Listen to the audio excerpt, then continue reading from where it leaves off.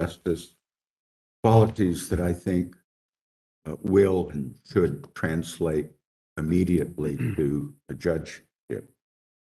We've handled many cases, Jim and I, together since we went to separate offices. I continue to watch him and admire him and respect him as a lawyer. I've always found him to be diligent, committed to the law, empathetic, well-prepared.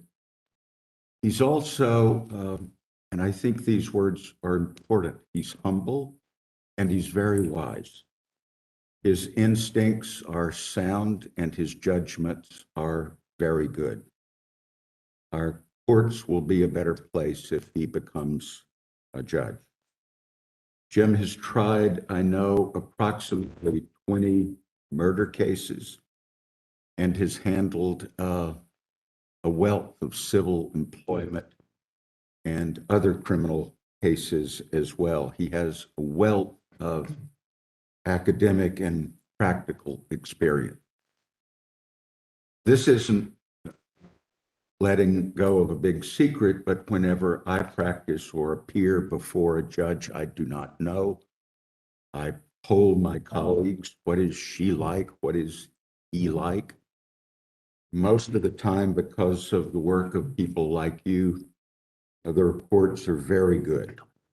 Occasionally, not so good, but most of the time, the reports are very good. We have good judges here. And I am confident that if Jim Budreau becomes a judge of the Superior Court, lawyers in the future will be told, as they say, what's Judge Budreau like? They will be told, regardless of the kind of case you have, he is a great judge and the perfect judge for you.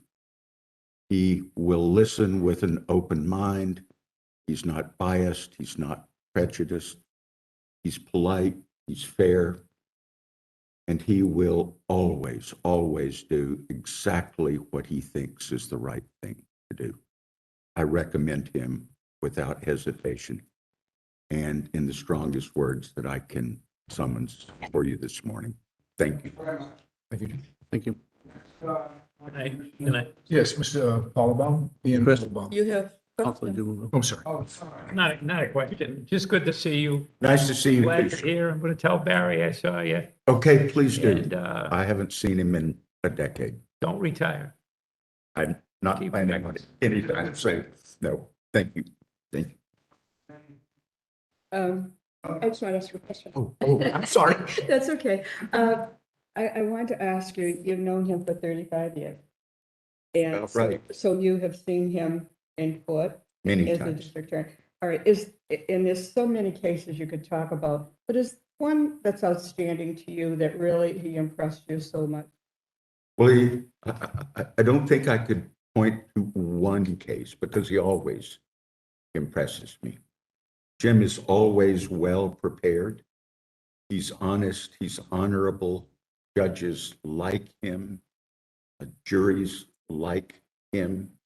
He's a very decent man, and that always comes through. And there have been so many cases where we've worked side by side with one another. A first-degree murder case, we've worked side by side on that. But district courts, superior courts, he's always been one of those people I'm honored to work with. Well, thank you for what you do. Your testimony means a lot. Thank you very much. Thank you. Yes, Mr. Ian Paulbaum. Okay. Good morning, everybody. Ian Paulbaum, Chief of the Domestic Violence and Sexual Assault Unit in the Suffolk DA's office. I've been a prosecutor in Massachusetts for a scary amount of time, about 26 years. The idea that my speaking might help somebody get on the Superior Court bench is both an honor in a general sense and an honor specifically that Attorney Jim Budreau is the one who asked me to speak for him. I spent about 10 years in homicide, and during that time got to know Mr. Budreau. We didn't have many cases together, but there were two in particular that stand out. One was ended up being a resolution of a particularly awful homicide case, and one was a murder trial that lasted about 3 weeks. During that time, I mean, I saw what people are looking for in terms of, judicial qualities, command of the law, command of the facts of a case, which is important when you're dealing with a case. Very thorough research, very good writing, very clear reasoning. Also respect for the law, even as a zealous advocate. As somebody on the other side, it's easier for me when I can argue, don't listen to his argument, it's totally wrong, it disregards the case law. I could never say that with Mr. Budreau because he had a command of the case law. And if it was an uphill argument for his client, he would acknowledge that and find a way around it to adapt, his situation, make some argument that was reasonable and credible about why his client's situation was a little different. So I saw credibility. I saw respect for people, everybody. I saw transparency and honesty. If Mr. Budreau, as an advocate for his client, told one of us something about his client or about evidence he expected to present or about his view of something in our evidence that maybe we should take a closer look at, we could take that to the bank. We could take that seriously. And he was always, straight shooter is a cliche, I guess, but that's what he always has been. So that's Attorney Budreau. During that 3-week murder trial, I also saw some of Mr. Budreau or Jim Budreau. For the first 2 or 3 days of that, we were doing jury selection, what people like to call the dinner table method, where the judge is at the head of the table, the parties sit along the sides of the table, and the jurors come in one by one and sit at the foot of the table for individual questioning. And I just happened to be sitting a few feet across the table from Mr. Budreau and his client for those 3 days, even closer than we normally were in the courtroom. And two things struck me about him at that point that stuck with me long before I ever thought I'd be speaking on his behalf. One was his interactions with the client, who was a young man who we had charged with a pretty awful and callous gang murder. And this was somebody who, when he came into the courtroom from the lockup, I could tell that he was glad to see his lawyer every day. They would sit down and they would have a conversation. And when you're in the courtroom and attorney and client are talking, you try to be polite and pull away and not eavesdrop. But I could hear the tone of voice and I could see the conversation, and I stressed that it was a conversation where the client was at ease talking to him. I mean, Mr. Lawson said judges like him, jurors like him. I think it's accurate to say clients like him and trust him. He didn't, he speaks with people. He doesn't speak to them, just to them or at them, let alone speaking down to them. His approach really puts people at ease, makes people feel more trusting. And that's both giving him credibility when he's on the other side, and I can only infer trusting him when he's their advocate. When people on the JNC or on the joint bar call around and talk to lawyers, one of the questions they sometimes ask is, bottom line, if you walked into a courtroom and you saw so-and-so on the bench, what would your reaction be? What would you think? I can say without hesitation that if I walked into a superior courtroom and I saw Attorney Budreau, Mr. Budreau, Jim Budreau on the bench, I would say that's great. I would say that the court is in good hands. I would say that he is somebody, and I think other people should and will think that he's somebody who's going to listen. He's somebody who's very smart, but never talks about how smart he is. He's thoughtful. He's respectful.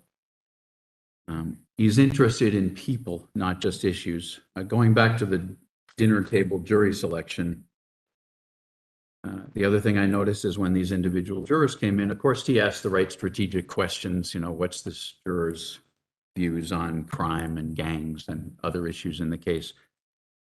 But he also, just the way he carried himself and asked even those few questions, he was clearly interested in the people and appreciative that they were there. And I think that if you confirm him for the bench, he'll carry that same interest in people, not just issues and cases. And the legal community and the larger world will be better for it. Thank you. Thank you. Any questions, Councilor Devaney? Thank you for your testimony. I've said it before, I've been here a long time, and we have people that sit in that seat. And I've asked, how do you know this nominee? I saw him once in court, but I mean, what you said is from your heart and your head, and I really appreciate that. Now, I know writing is so important on the Superior Court. And this council, not me, but this council voted for someone for the district court and then came back and voted for the Superior Court. And guess what? I found out that he thought there was too much writing in the Superior Court, so he got back to the district court. So I'm going to ask you about his writing. You're the first witness in all my years that has ever mentioned his writing, the nominee's writing. So tell me about that. Well, I mean, first of all, it's good writing. It's the kind where if a judge reads it, you say this reads, I mean, it's got the right legal terms, but it's English, it's understandable, it's organized. But I mean, one of the things we like to do, again, as a prosecutor, when we get a defense motion, we'll check it. Does that case really say what the defense attorney says it says? Because sometimes people will give us room to say, Judge, that's not what that case says. He's misinterpreting it. That never happened with Mr. Budreau. I mean, like I said, if there was adverse case law that he had to somehow try to get the court to go around, he would acknowledge that head on. And that's why I say, I think if he's in a position of being a judge to synthesize what the case law is, he's already most of the way there in terms of framing an issue and seeing what's out there, seeing what authority is there. I think the writing too supports his credibility because it's always supported.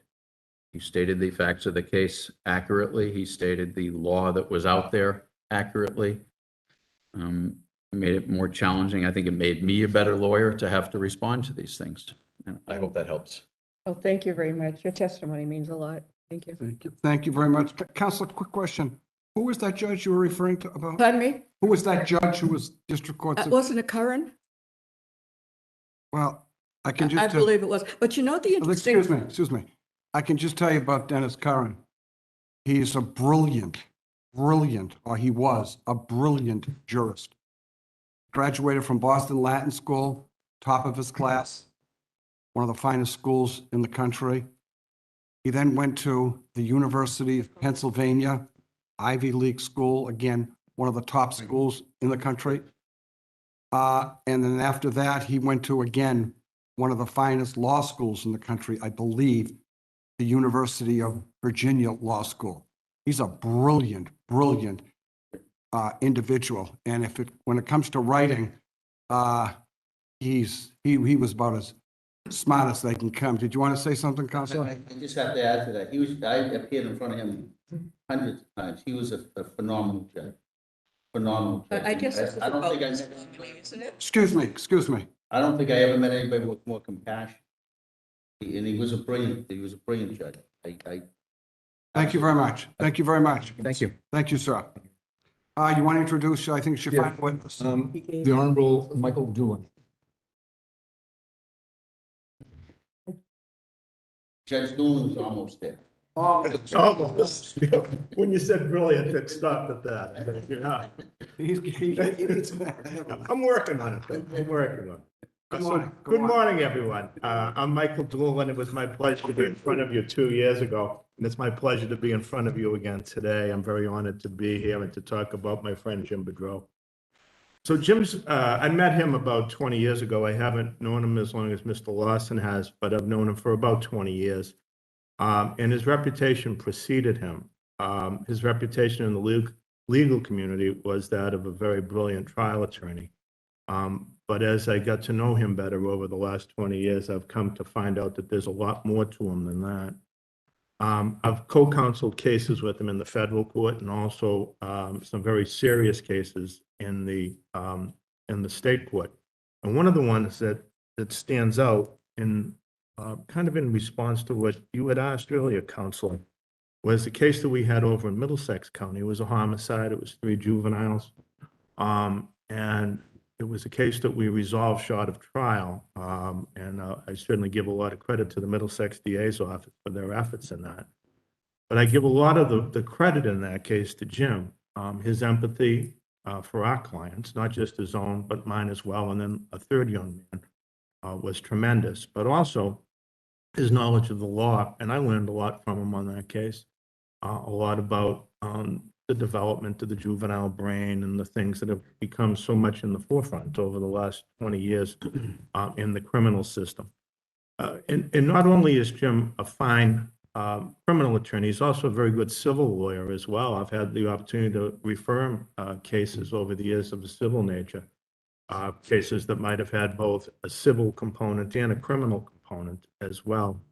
He's also a very good writer. He's done a lot of appeals. As Ian Pallenbaum said, I think his writing is straight and to the point, and he speaks the law by way of the English language, so to speak. His temperament is tremendous. What you're going to see here is what I think you'll see on the bench. A guy who's very modest, he's unflappable, and he handles himself very well in stressful situations. His knowledge of the law is tremendous, both in the state and in the federal as well. His fairness, his empathy, and some of the things that really jump out at me are his qualities as a human being. When I parked my car this morning over at Suffolk, the court officer said, "What are you doing here? You're sitting over in Middlesex. Why are you parking your car here?" And I said, "I'm going to go testify for Jim Budreau." And the 2 court officers I spoke to both said he's going to be a fabulous judge. He was a great trial lawyer. He's a great guy. And I think that speaks volumes. That speaks very, very loudly to me that he's going to be a very good and fair judge. He's a regular person. He's been self-employed for years. He's had to pay the light bill. He's had to worry about where his next client was coming from. He's done a lot of things pro bono. I think if you look at his application, you'll see that he was someone that has done a tremendous amount of pro bono work, both in a clinical nature when he was over in the Harvard Clinic, but also on an individual and personal basis with people who came into him who might not have had a great deal of money. And he represented them and he gave his zealous representation. So I think he's going to be a tremendous addition to the Superior Court, and I'm very proud to be his friend, and I'm very proud to be his colleague, and I'm very proud to come up here and testify about him. Thank you very much. Any questions from the judge? Nice to see you. Thank you. Thank you. Counselor Devaney? Good to see you again. Nice to see you as well. 2 years. 2 years. 2 years. Yeah. You've had a tough year this past year. Last year has been a tough year. I think the court system, as I'm sure the council has, is I've had a chance to watch a couple of the hearings. Everybody has performed very well. And it's, I think professionally that the court system has come through it in a tremendous way. We've got great new leadership with Chief back here, and I'm looking forward to the things that we can do post-COVID. Right. But it's been a tough year personally for a lot of No, people. it has. Are you back to normal, people coming in? When I was in Suffolk, I was sitting in the first session, criminal. And I would say we were at about 30 to 40% on a given day. A lot of people still participating by Zoom, and a lot of people had started to come back in. In civil, I still think that other than the jury trials that we're trying to do, that you're seeing a majority of it over Zoom. So during that time, have you seen the nominee during all this pandemic? I have not, he hasn't been in front of me as a judge, Yeah. but I've talked to him on the phone a lot, and I encouraged him to apply a couple of years ago when he put his application in. And I know, I got a chance to meet his wonderful family today, his son, who's so proud to be here in the State House. He's so proud of them too. Yeah, Well, the thing is that, I didn't vote for all of them that I sent, but I sent a lot of good people over there. absolutely. But 4 years ago, we sent someone over there with 6 cases in 21 years in Superior Court. Shame, okay? So he couldn't count his. He couldn't count his. He has had, I have watched him try at least 3 or 4 murders in Suffolk Superior Court. And I think I watched him try one over in, when we were over in the federal court as well, and Suffolk was over there. And I've had a chance to see him try cases in the federal court. He's done a tremendous amount of work in the state court. I mean, I'm very proud of the Superior Court, as I think everybody knows. I essentially have always viewed myself as having grown up in Suffolk Superior Court since I was 25 or 26 years old. And I love the Superior Court. I think he does too. Well, it was my pride vote for you. Thank you. And what a tribute to the nominee to have you come and be a Thank you. witness. Thank you. Thank you so much. Thank you. One quick question. Maybe I should ask the chief, but I'll ask you. Yeah, I know the governor has proposed going forward right. in the future, a hybrid system. People have childcare issues. Put COVID aside. Yeah, He recommends, I know, for instance, at the Department of Industrial Accidents, it's the workers' comp. yeah, You don't have to show up. You right. can, there is a designated day, and I believe it's Tuesday. And for what, you don't have to have you can just say, I got childcare issues, or, I'm not feeling that great, or I don't want to travel to Springfield. I would like to do it next week on Tuesday, to do it by Zoom or webcam, WebEx. What's the procedure at the Superior Court? Like motions? Well, give me your sense. Yeah, my sense of what we've been doing in the Superior Court is this. We realize that the fact that COVID has given us a tremendous amount of issues, and the first thing that we want to take into account is public health, right along with justice. And justice on a lot of criminal cases requires that the defendant be there. The defendant should be there to hear his motion. The defendant should be there at his arraignment. The defendant obviously should participate in a plea. And obviously, we're starting to gear up for trials. I think that where Zoom, I've found it, this is. Just so I can, no, I don't mean to interrupt you. Yeah, My sense is the governor is suggesting 2, 3, 5, 10 years down the road, too. yeah, He's not talking just post-COVID until everything gets settled. right, He's looking at the future. yeah. And I just want to know from and again, not to interrupt you, I apologize. Yeah, no, Like the that's okay. DIA, you don't have to show up. Yeah, You know what? I got my kids, I got a 2-year-old and a 3, not me, Yeah. I'm a man. 2, 3, I got to take care Yeah. of my kids. That's what I'm trying to get a sense. What's the policy? Is there one yet? I think it's evolving, and I think that, that the policy is that we're still gonna do some Zoom hearings going forward. I think that there's a place for it. I think that the place is more the civil status conference, that as a civil practitioner for years, Councilor Ryanella, you've gone to a million status conferences at 2:00, where you're sitting there in a room of people and they say, Mr. Ryanella, Mr. Representative of the insurance company, is this case ready for trial? You say, yes. Okay, pick a trial date. Those type of conferences, I think, are the ones that are ripe for Zoom. Actually going in and doing a summary judgment motion or a Rule 12b-6, maybe you want to have the attorneys there. And I think that as we evolve over the next year or two, the next 5 years or 10 years, that there's going to be some component of it. And I think, though, I mean, as you and I and many of the other people here have grown up in this system, that it's good to see people. I find the advocacy is better as a judge if I see somebody standing in front of me, as opposed to some image that's on Zoom that I'm straining across the desk to see. And I also think that as a court, that our primary goal is to achieve justice and show respect to those people, the lawyers and the clients that come in front of us. And I think that in-person hearings are probably the best way to do that, with a Zoom component for some stuff like status hearing. Yeah, no, I personally agree with you. Yeah. You know, as a personal injury, attorney who does plaintiff's work, it's good to see who's on the other side. You develop friendships, you have some camaraderie, and the bottom line is, the goal is to resolve the case. Right. And if you have some connection with the other side, it may help in resolving the case. So I like the in-person myself, but. There's a lot of cases that get resolved on some of those dates when the attorneys are walking down the courthouse and maybe not a formal offer, but you say, hey, if you offer this, my client might take it. And then the next thing you know, a week later, you get a resolved case and the client's happy. I appreciate it. Thank you very much. Thank you also very much. Thank you. All right. At this point, Mr. Budreau, if you'd like to, that will exhaust the people who are in support of your nomination.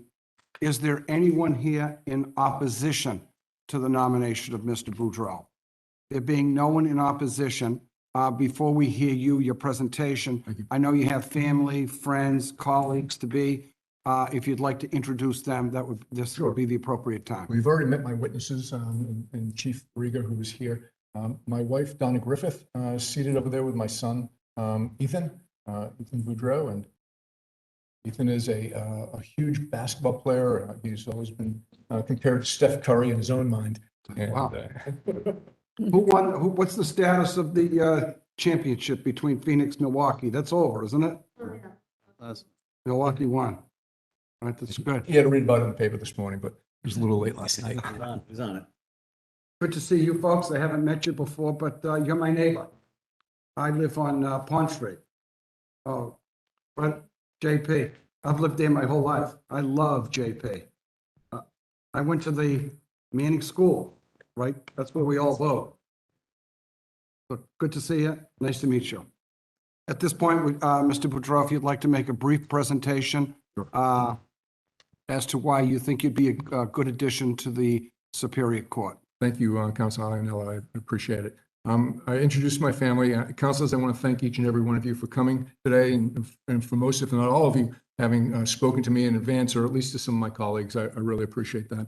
I understand your schedules are busy, and your personal lives are equally demanding of you. I want to thank, of course, Governor Baker and Lieutenant Governor Polito for my nomination to the court, and I'm humbled by their confidence in my candidacy. Ultimately, we are a sum of our parts. With me, that includes community service, my legal experience, and above all, family. So I'd like to start by thanking my family, my mother, Sue, who is 89 and has raised 3 children to be independent and self-sufficient. My brother Ken and his family, who have always been supportive and caring. My late father, Bill, who taught me that compassion and empathy weren't just ideas, but were core values. And my sister Amy, who we lost to cancer just before COVID came. She epitomized grace and dignity in the face of personal tragedy, and we all learned from that. And of course, my 2 boys, Ethan, who you've already met, and my son, Dylan, who I adore, who could not be here today. It's no secret that our children need us in their lives, and I try to spend as much time with my kids as I can. And the pros and cons of the pandemic were we get to spend time with our loved ones, and obviously the impact was horrible otherwise. And finally, I want to thank my wife, Donna, who has always been an inspiration for me, from the trials and tribulations of growing up in Little Rock, Arkansas in the 1970s to her frontline work as an anesthesiologist throughout the pandemic. She's a model of poise, strength, and selflessness to both our family and to our friends. And we are the sum of our parts and experiences, and so am I. And let me briefly share some of my background so you understand why I chose this path.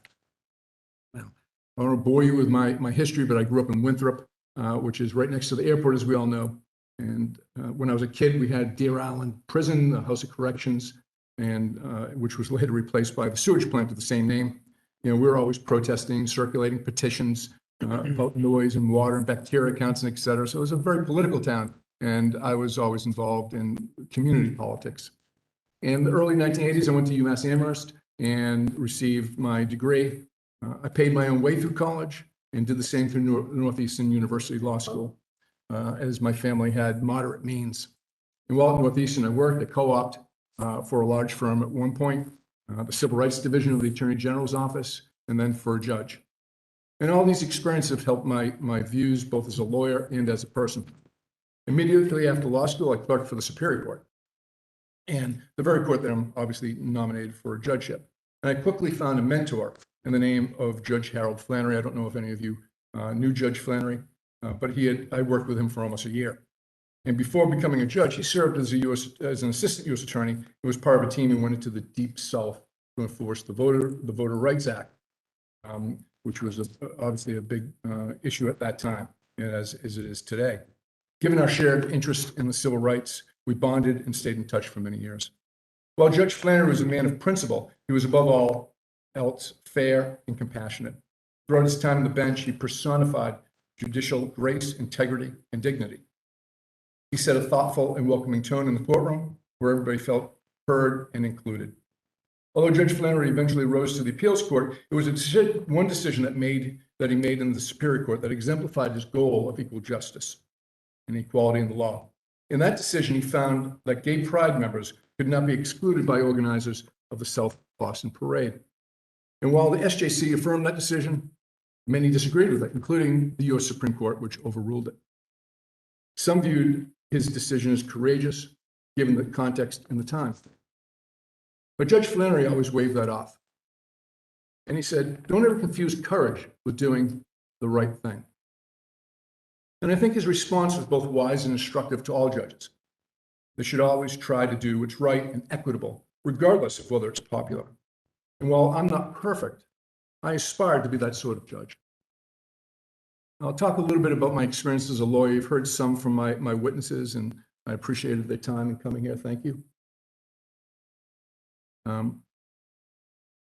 I've tried close to, as you heard, 20 homicide cases over my career. I've regularly represented indigent clients because I believe that those who are less fortunate are entitled to the same equality or quality representation of those with means. Over the last 30 years, I've represented hundreds of defendants in courts throughout the Commonwealth. I've tried cases where I needed to manage hundreds of thousands of documents, and some of those cases went on for 3 months. Most were complex, and most required significant preparation and writing. And while I was always been a zealous advocate for my clients, I'm confident that every prosecutor that has dealt with me would say that I'm prepared, fair, and ethical. I also had a robust civil practice after my clerkship. I worked for a civil litigation firm, and after joining O'Terry, Weinberg, and Lawson with Mr. Lawson, I started handling their civil work, which included a lot of employment discrimination cases. And that was while I was also trying criminal cases. My association with that firm lasted until Joe O'Terry retired, and my friendship has endured with all three partners since Mr. O'Terry has since passed. As a result of my civil work, I began providing pro bono legal services to a small nonprofit called Sociedad Latina, which is over on Fremont Street. I became a board member and stayed on for almost 7 years. During that time, I provided the board and executive director guidance on human resource issues, contracts, grants, employment-related issues. And Sociedad Latina had a unique mission and why I joined it. I trained young at-risk Latino youth to become peer leaders in the community, to actively take control of their lives and guide their peers to a more productive and positive opportunities. This program exists and thrives to this day, and I'm proud of the work that we've done with that, its growth and its success. I eventually developed a specialty in employment law along with my criminal work, which led to a teaching job with Harvard, where I ran the employment law clinic in Jamaica Plain. This was a hands-on law clinic for third-year law students who represented dozens of indigent clients facing discrimination in the workplace. And employment law became a significant part of my practice, along with some tort defense work. And I litigated cases against large corporations, nonprofits, cities, and towns. And after trying litigating cases for almost 30 years and working with a broad section of clients, and often battling in the trenches like a lot of you have, I'm now ready for a change in a life of public service. In this new role, my job will change, but my passion for law, justice, and equality will continue. I look forward to this new role if confirmed. While a judge is generally defined as an arbiter of justice and an interpreter of the laws, the role requires much more than that, as we know. A judge must be neutral, avoid the passions that may confuse and overwhelm others. A judge must not only balance equities impartially and with reason, but also with empathy and compassion. Be fair and transparent. Have no favorites. Always seek the truth and aspire to do what's right. And if confirmed, I will be entrusted by you, the governor, and the people of the Commonwealth to uphold the Constitution and our laws while protecting the public and administrating justice fairly and impartially. And I assure you that my courtroom will always be open and accessible to all, regardless of background, that I'll seek to set a welcoming tone steeped in professionalism and civility, that regardless of color, religion, sexual orientation, gender, or disability, every citizen who appears before me will be treated fairly and equally. No favorites, always transparent. If you choose to confirm my nomination, I promise you that I'll strive to meet the highest level of judicial professionalism, integrity, and compassion required for our judiciary. Always strive to do what's right. I want to thank you for your time, and I look forward to any questions or comments that you might have. Thank you very much. Counselor Eileen Duff. Thank you. Great to see you. Good to see you. Great to talk to you the other day. I appreciate you stepping up to serve, because we know that so many of the great attorneys, which I think would be in the ranks of, can, do you need this? Can make a lot more money in private practice. So I, for one, greatly appreciate it. I am intrigued by your Title IX work. Can you share a little bit about that? Yes, as part of my practice with Janice Basil, we handled a number of Title IX cases where students were accused of assaults on campus, and we defended, usually be young men, and it was in a system which at the time, which was prior to the new regulations that changed under the Trump administration, where it was very difficult to get access to materials, very difficult to be able to even put on a defense and investigate a case. You often were not able to talk to anybody, and were stonewalled. So we were dogged, and we were zealous in our advocacy, and I think we exposed some of the flaws in that. We were getting ready to do some significant appeals at that time, and then the new guidelines came down, which is unusual under that administration, that they came down with some guidance. Some of them we can dispute as to whether or not they're appropriate, but it really made, I think, an attempt to make the system a lot more fair, and I think it has. And again, we can dispute some of them, but I think overall it's done that. Great. I ask because so many people, especially women of my age, Title IX has one meaning of, sports equity and everything, and yet it is a big piece of law that I don't think many people understand. And so I find that quite intriguing. That it's certainly an interesting area, and I know I will not have much exposure to it in the Superior Court, since it's mostly federal. So. That's all right. It's all life experience matters, right? I agree. It all matters because it helps form us to who we are. It's also, you come to this with a nice balance that you have civil in your background, and yet have done a lot of criminal defense, which of course we need. What would you say has been the most rewarding part of your legal career? Well, I mean, I think I spoke to it a little bit on my in my statement, but working with Sociedad Latina all those times, and I've stayed in touch with them, and I actually worked with Jeffrey Sanchez on that. He was on the board of directors, and the impact on a daily basis with the youth was amazing. Seeing people change their lives, and building that program up from really was at the time was falling apart. We were able to build it back up and provide a healthy infrastructure for it, and I was legal counsel for them, so I was able to help them with a lot of their kind of internal regulations and also some employment law issues because the prior director was suing them because he'd stolen money from them and all that. But that's in the past. So that I really enjoyed. But also I think working, a lot of the juvenile work that I've done is Judge Doolin mentioned, working with the youth and working on the developing area of law, which in terms of the brain development and how Absolutely. we treat, young, mostly men, but there's a lot of women too. How we treat them and that we understand that their brains are developing, and any of us who have kids understand that they're not always connecting the dots. And that goes the same for a lot of these young people who are being charged with serious felonies. So I think that's been Miller versus Alabama, and that whole explosion of case law, I think fascinated me, and I really enjoyed it. Yeah, and it's, to me, we do want to hold people accountable for actions. It's not absolving them of a crime or bad action, but, does punishment fit the crime, and is there a better course of action than incarceration? Because we know that doesn't really work very well, particularly for youth. And depending on the circumstances, you have to wonder if it's going to injure them. I'm sorry. If it's going to injure them in terms of if they're put in prison, depending on how. Well, I think the evidence shows tremendously that it does. So those are all considerations, absolutely. Right. But it's good to hear, and good, as Councilor Devaney would say, heartfelt to hear that, again, it's not, we're not absolving people of making bad decisions and frankly, committing crimes. And frankly, there are people with mental health issues who, but we want to get them into programs, and in some of them, the issues may be far more complicated than others.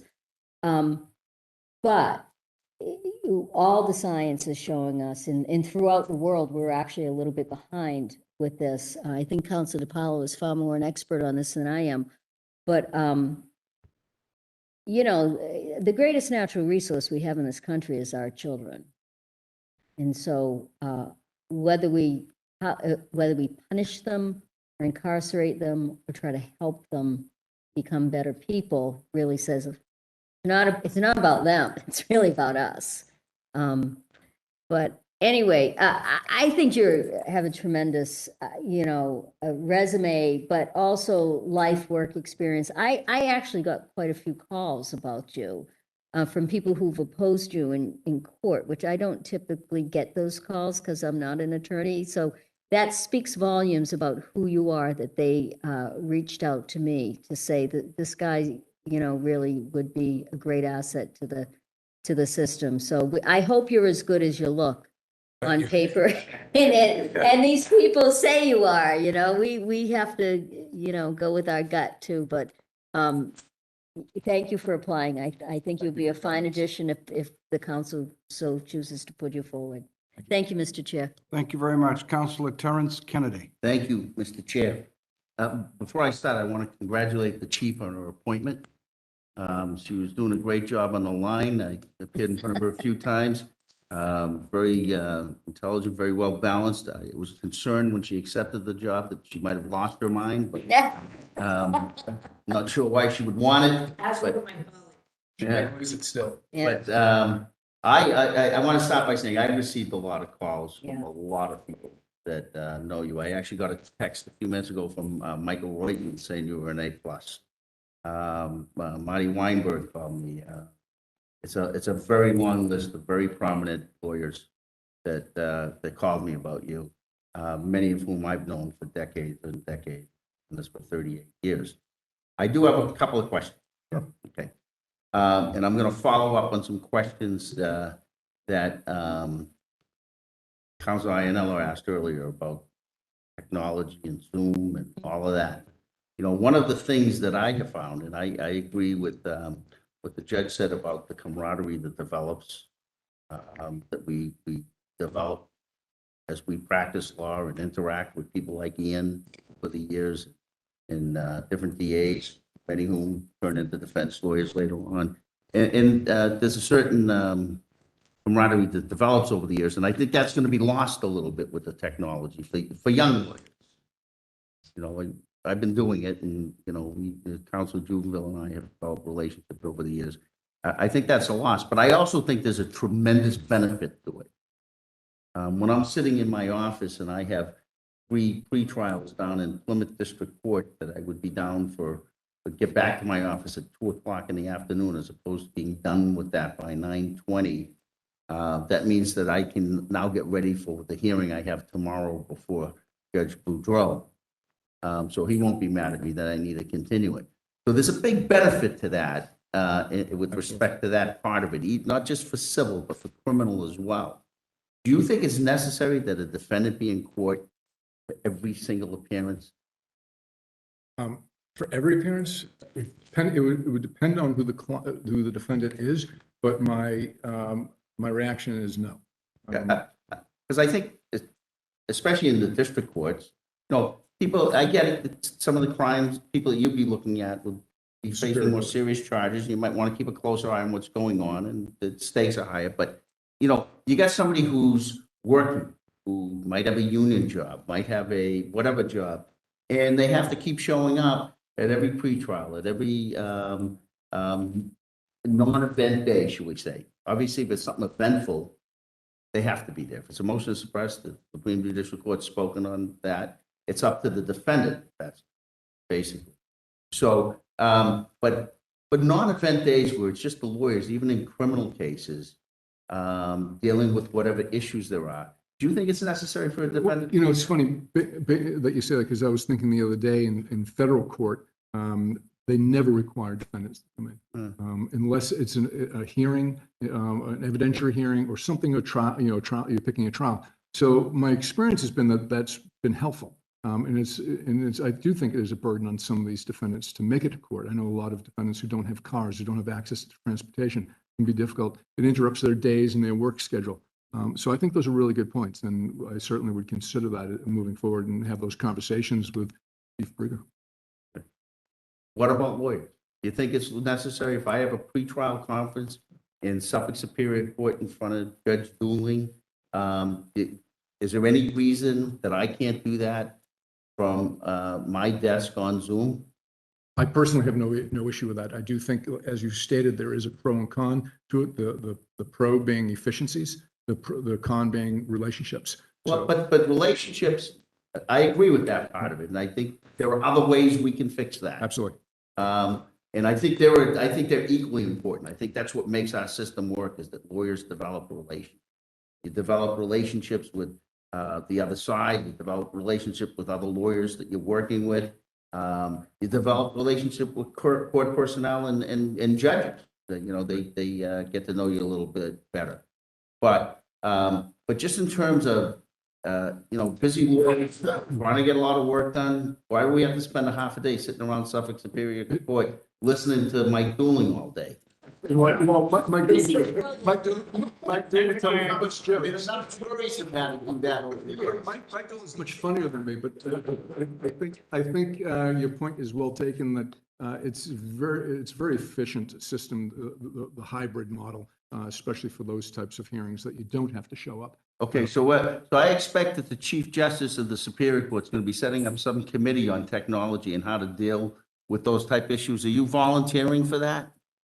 I will do whatever Judge Brigger asks me to do once I get into the robe. So, okay, you have a pretty broad experience. You know, I want to talk to you about the civil side of things, because we very rarely get nominees before us that have done both. Okay, I do both. I do a lot of high-end personal injury work, and I do a lot. I'm in court on criminal cases every day. And so there aren't many people who do both. You've done primarily criminal, civil defense work on torts? Civil defense, but plaintiff work on the employment law.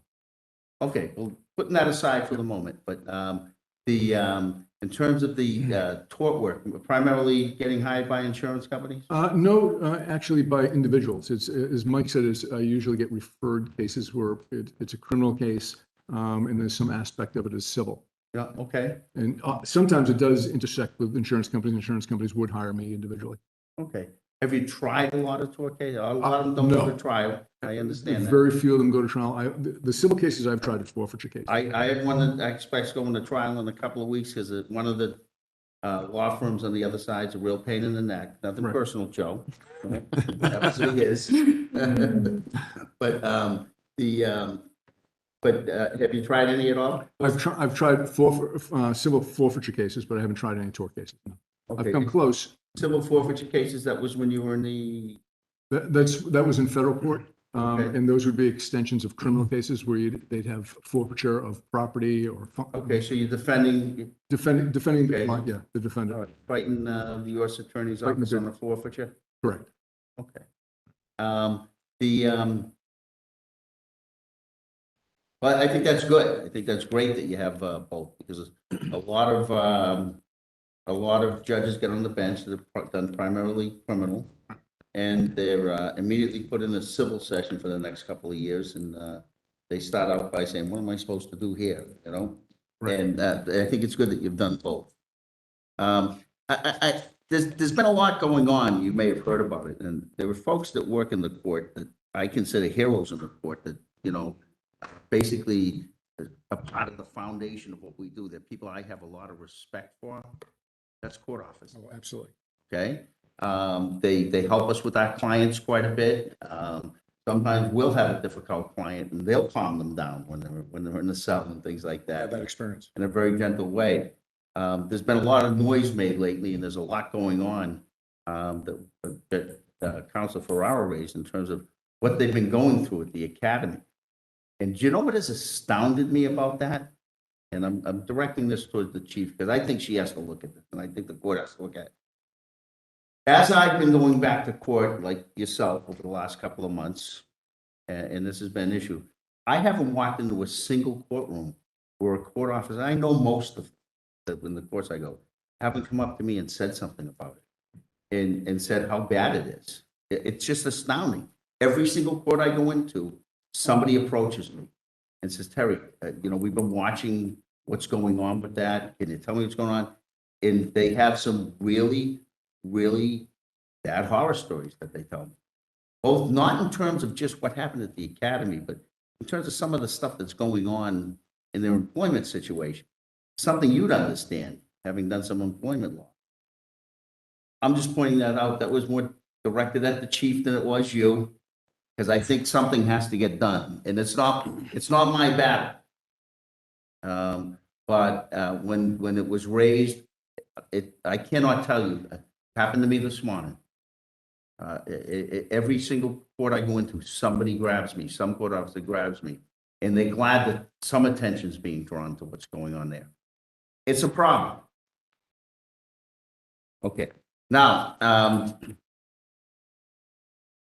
I don't have a lot of questions for you. You have a broad range of experience. As I indicated, there are, I've gotten countless phone calls from a lot of folks that you know well and I know well. I don't know that we've crossed paths very much over the last 38 years that I've been doing this, but We haven't, but I've certainly your reputation. which is surprising to me, given the nature of your practice. But I know that Judge Dooling and I used to cross paths constantly for decades, as many of the nominees that come before us have. And his testimony means a lot to me. Somebody I have a great deal of respect for. And your counselor has been very supportive as well. I don't know if that has to do with the JP connection or what that is, but it's certainly, he's been very supportive. You're a home run. I'm voting for you next week. I won't hide that. Thank you, Mr. Chairman. Thank you very much. Counselor DePaula. Thank you, Mr. Chairman. Good morning, Attorney Budreau. Good morning. See if I can get my mic to stand up. So first, I just want to start with something that's tangential to you. And I understood from talking to one of your witnesses that it's possible that David Deacon is watching this morning. And he will not remember me, but I interned for him in my first summer internship at law school in the child abuse division. And with him and Nancy Hathaway, that was really an inflection point in the whole thinking perspective on the world and without a doubt, my career path. So just a thank you to Hopefully that was positive. David Deacon. I hope so too. Who knows? I wouldn't be sitting here, that's for sure. So your qualifications are there, your references are there. So I just want to dig in a little more on some of the comments you made around your perspective on some of the important issues in the Superior Court today. So the first one, and I think most important beyond qualifications, is the racial disparities that are in our justice system. So you're familiar with the Harvard study, I know, because we had a good conversation. So to set the stage, we have very identifiable disparities in our system. Thankfully, in the district court, sentencing, controlling for context and factors is actually about the same, regardless of one's race.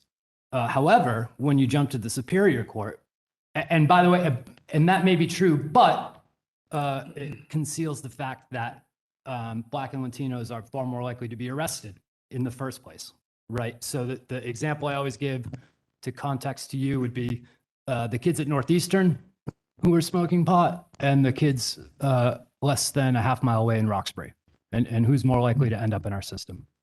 But at the Superior Court, we see that So screwed up. the average is over 20 days difference, controlling for all context, for white folks convicted versus Black or Latino folks. And when we look at particular charges such as weapons or drug possession, it jumps to 120 something. I forget the number off the top of my head. It's egregious. And I'm wondering what your reaction to that is. And I wonder, as a potential Superior Court judge, how that informs your work. Right. Well, I have read the study and I'm familiar with the statistics and the fact that there are no objective factors that explain the disparities. I can't tell you what the basis for it is, whether it's whether it's that starting gate when people are charged, if they're charged at higher levels than their white counterparts, or if it's something else. I don't have that information.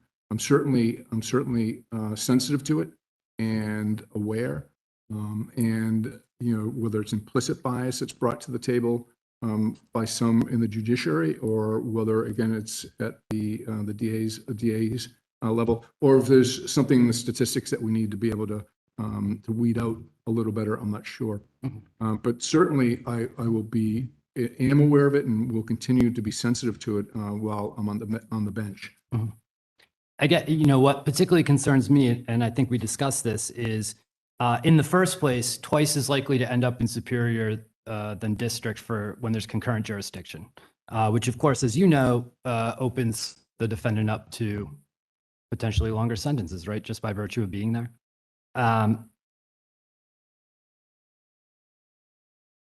So, I know that implicit bias training is going on. I certainly think that's important. That's a human trait. Extends well beyond race. But I do hope that the Superior Court is taking a hard reckoning on this. We have the highest disparity between Latino and white incarceration rate in the country in Massachusetts. And we have the 14th highest disparity for Blacks in Massachusetts. I want to jump to the juvenile court. We had discussion around brain development. You talked about that a little bit today. I want to point you to a case the SJC recently decided coming out of juvenile court, Ilani versus Massachusetts, where a 16-year-old female was held in contempt of court for essentially telling off the judge.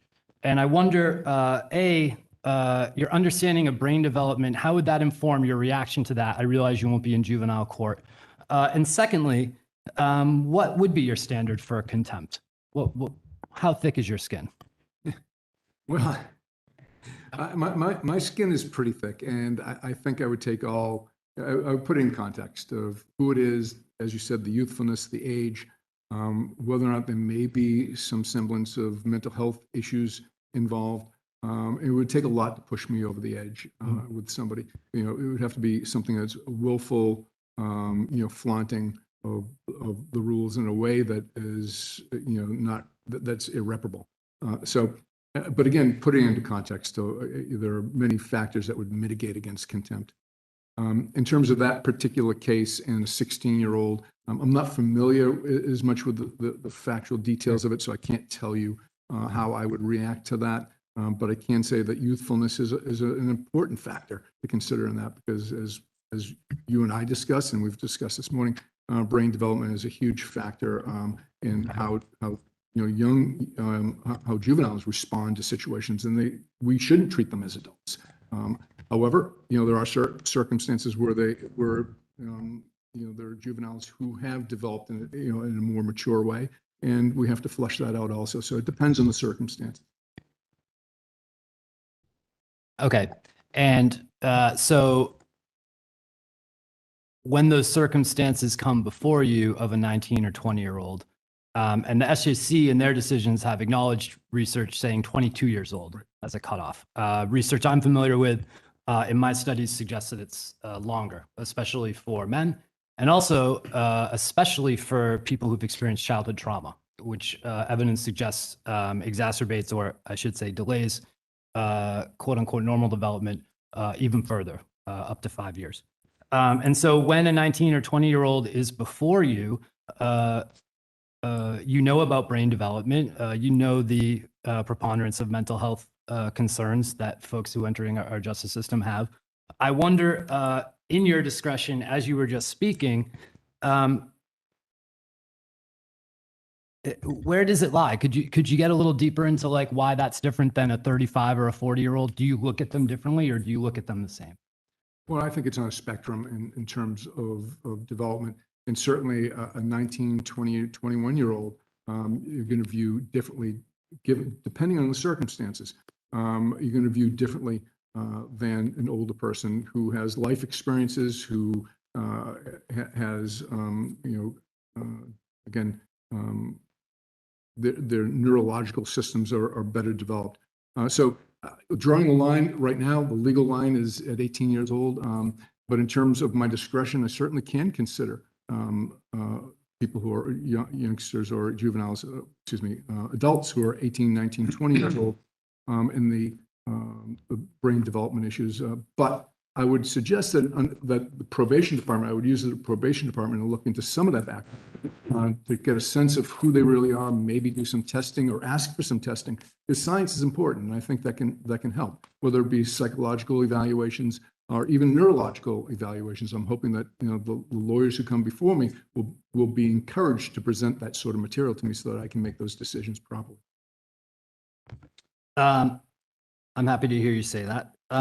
Regarding mental health in our system, again, tangential to your role, but taking it into account, we know that we have the 4th highest suicide rate in the country among incarcerated individuals in Massachusetts. We know that Donald Trump's Department of Justice released a report alleging that the Department of Corrections violates prisoners' 8th Amendment rights around access to mental health treatment. I wonder, when you have people before you who evidence suggests, or maybe even manifestly in the courtroom, are struggling with mental health issues, how that impacts your decisions around sentencing and any other discretion that you're able to exercise. Well, again, you have to weigh all the factors. I mean, there's public safety issues. There are, in the seriousness of the crime. There are many, many factors, but it is a mitigator. And depending on the circumstances, it might be a significant mitigator. If I were to believe that prison would be so harmful to that individual, and weighing that against, again, the public safety issues, that incarceration would not be appropriate. But I'd have to wait until the case is in front of me, but certainly I'm open to those options. Mm-hmm.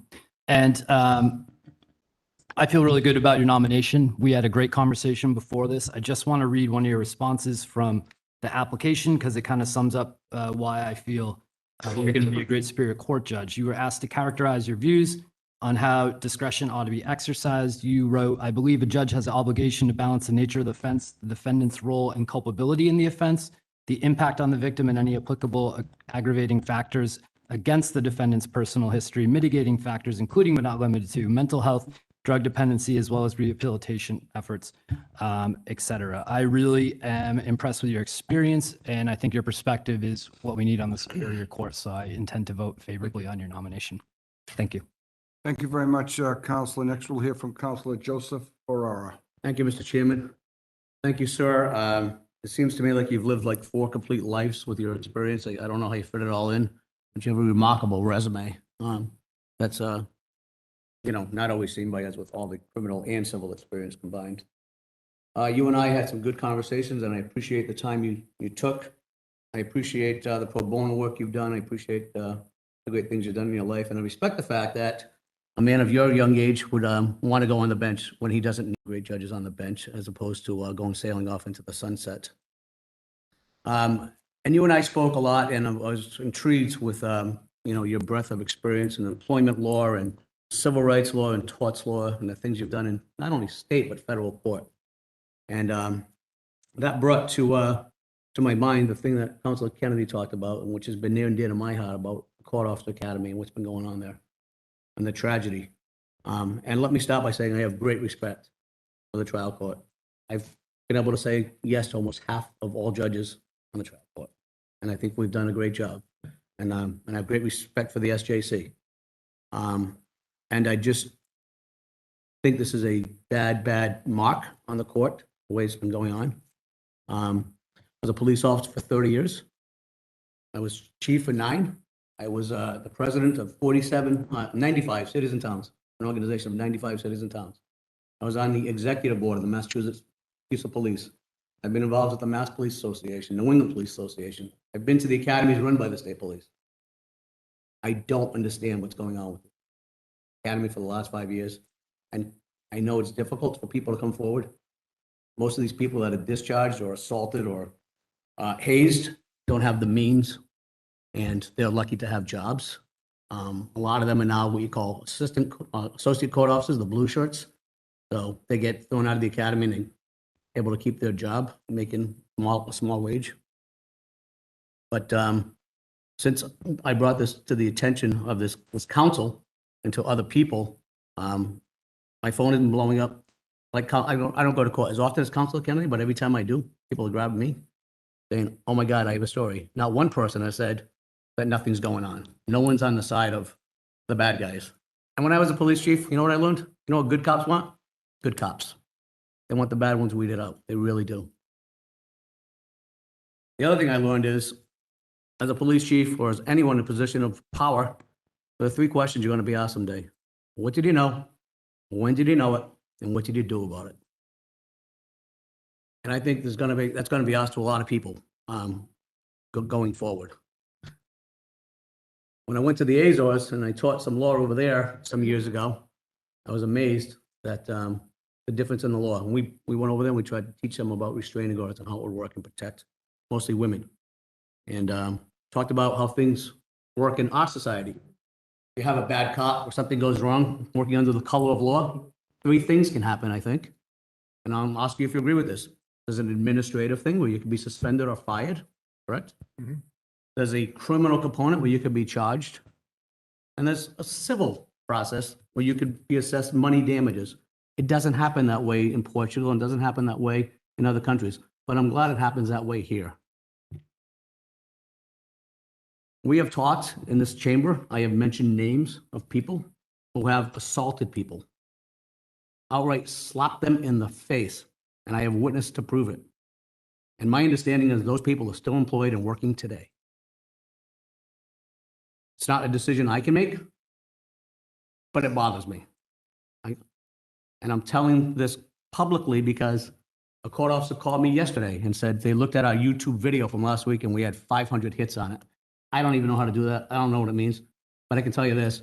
My phone rings after every meeting and I'm getting emails from court officers talking about, geez, thank you so much for doing this. Thank you for bringing this to the forefront. I did have a conversation with Chief Justice Paul Carey last week, and I laid out a lot of the complaints and grievances and problems that have been brought to my attention. I laid out the fact that I didn't think it was proper that the Director of Security, Mr. Morrow, was on the board to choose who's going to investigate him and his department. I have an issue with that. She assured me that a couple of firms had applied and that there were more than Mr. Morrow on the board. But I think it's an issue. I have heard from so many people some of whom made it, some of whom were chief court officers, some were assistant chiefs, some were court officers now, some were associate court officers, and some are civilians because they got thrown out of the academy. And the one thing that is in all of their voices and all of their statements is they're deathly afraid of retaliation. So I'm hoping that this investigation, when it goes on, and I'm told by the chief it's going to go on soon, she assured me personally that there would be no retaliation and that the trial court will protect those that come forward. I was happy to hear that. I can't tell you how many, I think, lives have been ruined. People usually stay at the academy. You have to live there for 8 weeks. Usually in their 7th week, they're discharged summarily. They're escorted out by 4 to 6 people. Go to your room, clean out your room, get to your car, and you're escorted off the federal air base. Do you think, in your experience, that having a Massachusetts trial court on a federal basis causes some problems for people who want to address or have redress in the court system? I'm sorry, could you repeat that again? Sure. Do you think that the fact that the Massachusetts trial court has their academy on a federal air base raises some complications for people who want to have redress in a Massachusetts trial court? In terms of jurisdictional issues, I mean, I'd have to research that issue if that's what you're asking. But it's something that I think the court needs to deal with. I mean, as we know, the court officers are an enormous resource for the Superior Court and for the court system, important to our function on a daily basis, and a lot of wonderful people. So I'm sure that the court, even though I haven't been involved in this, I'm sure that the judiciary and the chief are going to put the resources necessary to look at this and to make sure, that it's corrected. And if, I don't know if a case like that ever came before me. Obviously, I would have to research it and spend the time, figuring it out. I can't give you a specific answer at this point, though. I can tell you that I've talked to several agencies that are probably going to be involved in this going forward. But my question is, and I'm told by people high-ranking in the state police, they don't believe they have jurisdiction now. You see there's a problem that the Massachusetts State Police can't investigate issues at the Massachusetts Trial Court Academy? Well, hopefully there's another agency, whether it be a federal agency or some other agency, that would be able to take their place and do an adequate investigation. But again, I don't know why they've made that statement or why they've come to that conclusion, and I can't really comment on that at this point. So as a police officer, I can tell you 99.9% of all investigations in my 30 years in any department that I know of in Massachusetts are done by the local police and the state police, because the federal government doesn't have the resources to investigate all this stuff all the time. So I see having a Massachusetts Trial Court Academy on a federal ground as a potential problem with it if the state police have no jurisdiction, because they're insulating themselves from investigations.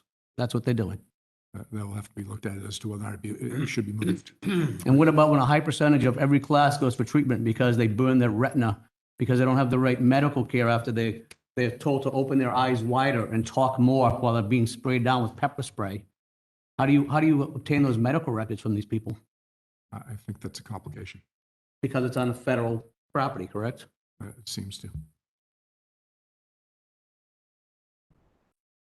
And what about the people that organize these academies? Do you think they ought to be credentialed to organize these academies? Yeah, I don't know what the credentialing is for these academies, and certainly I would suspect that there should be a high level of oversight on them. If that means certification of some sort, then that would probably be appropriate.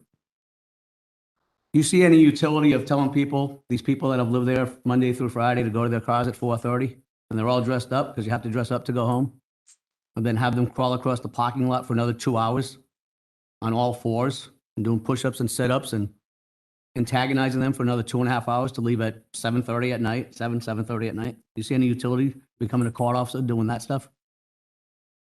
Not personally, no.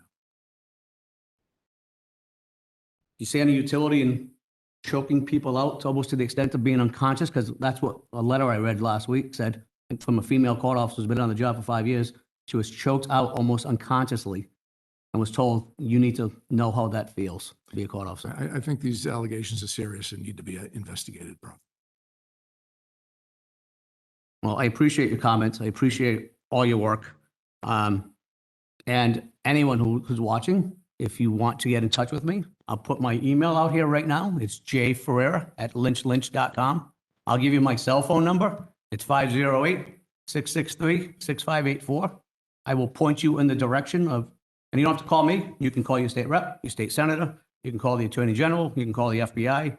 You can call the trial court. But please come forward and know that you're going to be protected. There won't be retaliation. I liked your comment when you said it's not about being a hero, it's about doing the right thing. And I'm hoping that people are going to do the right thing about this very issue. Thank you, sir. And I'll be voting for you next week. Thank you very much, Counselor. Counselor Robert Juvenville. Thank you, Mr. Chairman. To follow up on that topic, since Councilor Ferrera has been so diligent in exposing what's going on out there. Having been to 2 boot camps in my lifetime, half of what I hear that goes on out there, if half of it is true, in my view, it's a disgrace and the place should be closed immediately. Having people trained in certain ways, you can do it in a way that is realistic to the function they're going to perform, or you can do it in a way which evidently is the way they're doing it. What you produce out of a boot camp like that are people who are aggressive, physical, and I think it produces a certain amount of bullying in people that are inclined that way. And I don't think the need for that kind of a person in our court system would enhance the system. Yeah, now and then people act out. But in my years, the court officers were pretty good at de-escalating that stuff, calming people down. In one instance, I saw a client of mine stand up in a superior court objecting to a thing a judge was doing, and about 5 court officers tackled them. Tables got knocked over, chairs got knocked over. All the fellow did was stand up and say something to a judge. I think that kind of stuff is inappropriate. And you produce a person who is going to have a lot of issues, I think, down the road in the court system by being abusive to people. And I don't think it should be called a boot camp. If it officially is, it should be a training process that you go to. Yeah, you learn how to take care of yourself a little bit and how to handle people that are aggressive. But other than that, you should be in a classroom, learning about what goes on in our court system. How to treat everybody that's in there with compassion, dignity, and empathy. So that's my take on it. I think it should be closed immediately. You know, I think you're a great candidate for the Superior Court. I'm going to vote for you, but I'm going to ask you some questions. Just different things that I pick up on. How is it in the Superior Court that, unlike the District Court, where if I want my client to plea and he wants to plea, I go to a sidebar and the judge says to me, I won't go over the Commonwealth's recommendation. I say, okay, but why are they getting the special treatment? District Court, I can send a feed into a judge asking for a certain disposition. Judge can either reject it or amend it in some. So I don't know why sure you've heard it many times. Why the Commonwealth gets to be the sort of the control over how much time somebody's going to get. I know it's something to think about when you're sitting on. Yeah. How do you feel about guidelines? Well, guidelines aren't managed. I don't think. I hear that from everybody, but every time I'm in a Superior Court, I hear guidelines. Well, I hear guidelines. let me say If this. it's good for the government, they're guidelines. If it's good for the defense lawyer, it's guidelines. And I'll use, let's say somebody says the guidelines is 5 years. It's always the starting point of the discussion. And you know, I've had a lot of experience with the federal, and I know too, in terms of the federal guidelines. And again, there's very little science to support those guidelines. They use it as a reference point. And the court says it's the reasonable, you have to use it as a reasonable point. In the state courts, we don't have to do that. We don't have to defer to the guidelines. I think on occasion, there may be some value to it on occasion to just get a sense of what a sentence should be when you're like, you know, really, where do you stay? Where does this, where should this be? But again, what is the basis for that recommendation in the guidelines to begin with? And that's what I'd want. And I don't know that there is any scientific basis. If there's a compilation of sentences that this is the mean on, I don't think that that's necessarily where this information comes from. So with that said, I think I would use my discretion. And there are a lot of variables that come into that. And those go from, you know, the role in the offense, the seriousness of the offense, the impact on the victim. But then on the other side, of course, we have the mitigating factor, youthfulness, whether or not there's been rehabilitation, whether or not, you know, there's any mental health issues, so on. So I think it's a combination of all those factors that come into play. The guidelines are, you know, I won't say a sideshow, but aren't as important as they would be in federal court. Well, you remember the days of the federal court mandatory guidelines Absolutely. and the damage and destruction that was done to citizens in this country. Correct.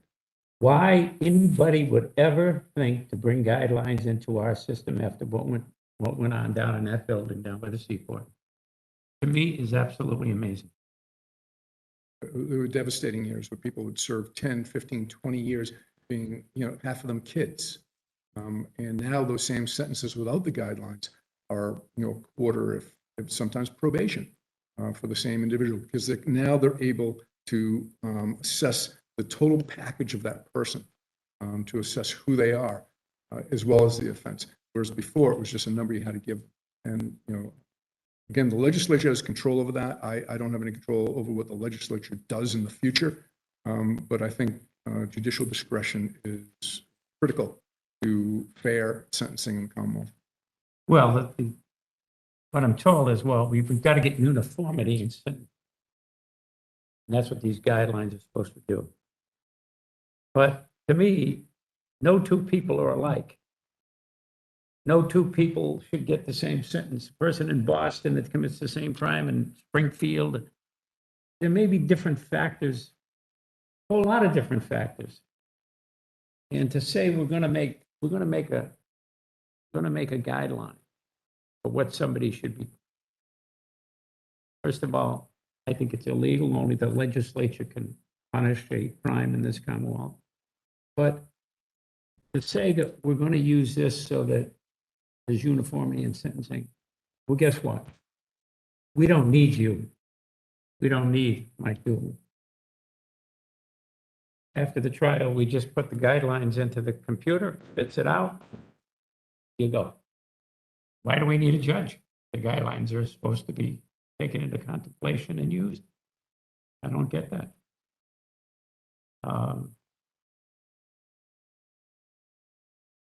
Anyway, are you familiar with the Farouk scandal out in Western Massachusetts? In terms of the drug testing? Yeah. Oh, yeah. Yeah. So did you read Judge Carey's decision? Cotty decision, is it? Is that? Yes. Yeah. Yeah. Yeah. I've Yeah. read, whether I've read every footnote, I don't know, but I've certainly. No, but there's a section in there which I've never seen in my entire life a judge make statements like were made by Judge Carey about the disgraceful conduct of the prosecutors in that case. And he went on and on about it. and the damage it was done to people by what they hid, lied to judges, sent letters that were false judges. And even when it was over, they still took the position that what they did was right. But I've never seen a decision like that written in my life. And I hope that if you're on the bench and that happens to you, you'll have the fortitude to write a decision like Judge Carey wrote. Like I said, I think the most important thing, one of the most important things of being a judge is doing it. I think sometimes it takes courage, but sometimes it's just what you're supposed to Well, you know, the only way these things stop is by judges that take a firm handle to it, write about it, and other agencies go at looking at the thing. But what was done out there was a complete, it was illegal. He called it illegal. I think Brady violations are, illegal. And Have to be taken seriously. so keep that decision in your, when you're moving around. Thank You've been in prisons and jails over the course of your career. Quite a few. You know what it's like going in there. My son says to me, says to his friends, "Do you know my daddy was in jail today?" They all get a laugh out of it. Because sometimes I think it should be mandatory that every judge in our Commonwealth, every prosecutor in our Commonwealth, or anybody that can make a recommendation about jail should know what it's like. You know, prosecutors throw out numbers and I look at them and I go, they remind me of the recruiter when I got drafted. They try to sell me on a special unit or a nice uniform, but you have to join for another year. That was the rub. And it sounded pretty good when the guy was talking to me about it, but then I thought, a year? So I didn't bite, but a lot of kids did. But you know, jail time is explained to me. A day is like a week's like a month's like a year. You know, and being in the prisons a lot over the years, senior correction officer used to say to me, there's nowhere to hide in these. Somebody wants to get you, they're going to get you. You spend every day surviving. I know there's not a lot of sympathy for inmates, but if we're going to keep people locked up, they ought to be at least assured that no harm is going to come. I like the fact that the people that come here have been in those prisons and seen what they're like.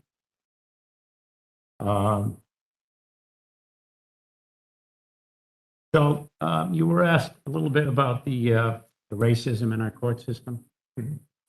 And you've read some of that Harvard study that Judge Gantz commissioned. So I get to the feeling that it's a lot more deeply embedded than we all realize. And we've grown up that way in our system, but we don't even think twice about it. But a lot of what was done in that study, and a lot of what's done in our court system and incarceration, the only explanation they gave was racism. No other explanation. It was racism. And I fear that it's still heavily embedded into our court system in our lives, because it's been there all along.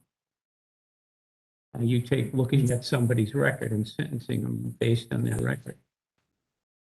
Well, the kid in Dorchester, Roxbury, the minority kids, they're more than likely going to have more of a record than the white kid in Wellesley and Longmeadow and Cohasset. So they get punished heavier for that. And I don't know about you, but I don't think that's right. I grew up with, if you get punished for something you do, When you're done with that punishment, that's over.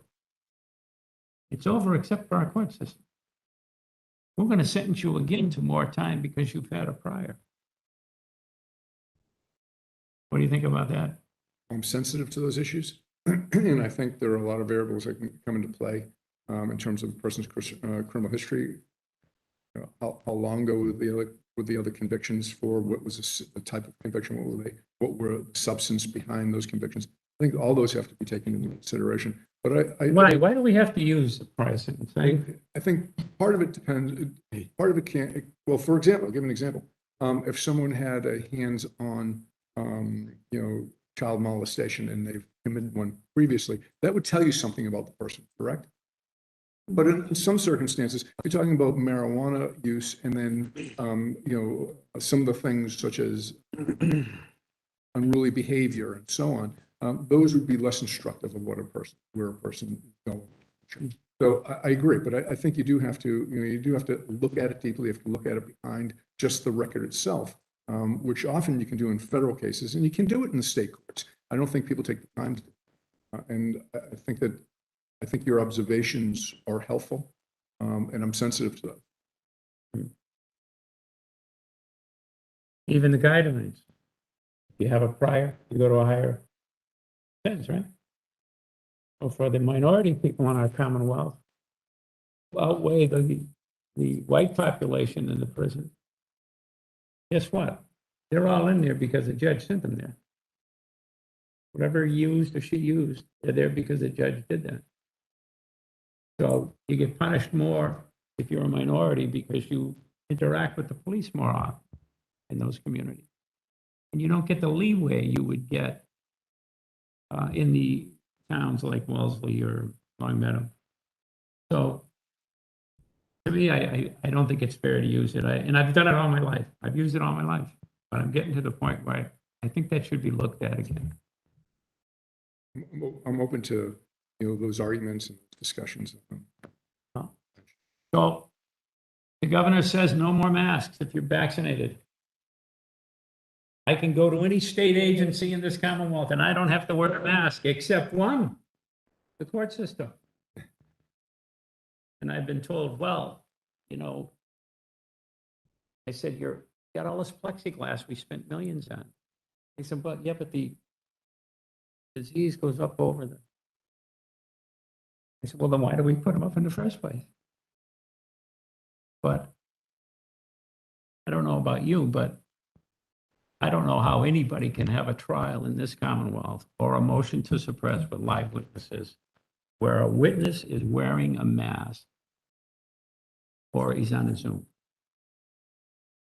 I did a hearing, which I objected to, but we had to do it anyway, where it was a dangerousness hearing where the police officer was on the video, the DA was on the video, I was in the courtroom, and the police officer was speaking, but always looking down and speaking. So I know he's reading his report, which he's not supposed to do. And the DA was asking questions, and then the DA was looking up over. Obviously, somebody was behind the screen, either with a whiteboard or whatever, kind of helping the DA out. And I said, I don't think that's fair, but Judge, well, my thing is, what would I do as a judge? I'd say, we're not going to have a hearing like this. No, we're going to have people come in here and have a hearing. But hopefully the court system will, I was in Rentham Court recently. I was talking to the clerk and I said, geez, you can only bring in so many people in this building. You got to be separated. You got to wear masks. I said, I can go down to Gillette Stadium and sit with 50,000 people, shoulder to shoulder, and I don't have to wear a mask. What does it do if you can do that at Gillette Stadium? Why are we doing it in the court? What value is it? Are we saving anybody when everybody else doesn't wear a mask anywhere other than that building? So as a judge, I guess you have discretion to have the witnesses not wear masks, I think, for a whole reason. And the lawyers don't have to wear masks when they're questioned. So how would you feel about doing a trial with somebody that was masked? Again, I think it would be optional for the witnesses, but I would, my position would be, but as long as we're not required to do it, you don't have to do it, and I would prefer not to. Because I do think the mask does cover facial features and does impact our ability to kind of perceive the witness in a way that's helpful. Absolutely. Well, you know yourself, I mean, we have developed since we started walking on the earth to look at facial signals to determine whether somebody either likes us or doesn't, or whether somebody might be lying to us. Agreed. And to establish the credibility of a witness on the stand, I don't think any judge can do it with this. I can't comment on other judges, but I know it'd be my. And the jurors also. How many times during a trial do you look over at a juror, you see him rolling your eyes and you go, oh, I better move on to something else, right? So they give signals by things that are helpful to us. So if a lawyer objects to going to trial or having a hearing with masks, would you allow them to do that? I can't comment on something that might be in front of me in the future, but what I can say is that my preference not to. I know, but let's say, told you gotta have masks. If I'm told, Yeah. Okay. And I come into the court and we're supposed to go to trial, and I say, Judge, I would object to going to trial if the witnesses are going to be wearing masks. I'd have a problem with holding a trial with witnesses. Excuse me, can you speak up? Oh, I'm sorry. I would have trouble with going forward with witnesses wearing and jurors wearing masks if they were required to do that. I think that would be a problem, and it's likely that I would continue the case. I would hope. Yeah. The other issue is for the governor's counselors here that go to trial, that go to courts. On Wednesdays, we usually sit here. And thankfully, when I've been on trial, a whole bunch of different things, Superior and District Court, the judges have allowed me to come to the council. So you're sitting and I come in and I'm going to start a trial. And I say, but next Wednesday, I've got to be at the council. So can we just let me go to the council, keep the trial going, but take that day off? How would you feel about that? I wouldn't have any problem with that. Like that? Good. I think judges In have. fact, I think for the general assemblies that that you can't be stopped from coming here, like the reps and senators on the way to the legislature. You can't be stopped and detained, so you wouldn't be able to get here. I think that applies to us. Huh? We'll see. How do you feel about minimum mandatory sentences? I think minimum mandatories are an unfortunate legislative enactment. I'm not in favor of them. I think that that judges should have the discretion at every level. But it's a separation of powers issue. The legislature has deemed it appropriate. My job as a judge is different than as a lawyer. I unfortunately, under those circumstances, would have to impose the minimum mandatory. Doesn't mean I like it, but I think again, that's a separation of powers issue, and I can't really do much about it. Well, there was a judge that did something about it. Mm-hmm. And he was pretty courageous in my view. And the fellow was facing a 10-year minimum mandatory, and she knew it was totally unfair. He said, I am not sentencing him to that. I'm sentencing him to whatever, let's say 2 years. Now, it got overturned, obviously. But if enough judges did that, had the courage to do that, because you're not going to get fired if you do that. You're not going to get punished. You may get transferred to some other court, but they'll love you in that court too when you show up. But she sentenced him to non-mandatory. to give a message. And I think if every judge or most judges in the Commonwealth did that down the hallway, they'd take care of that.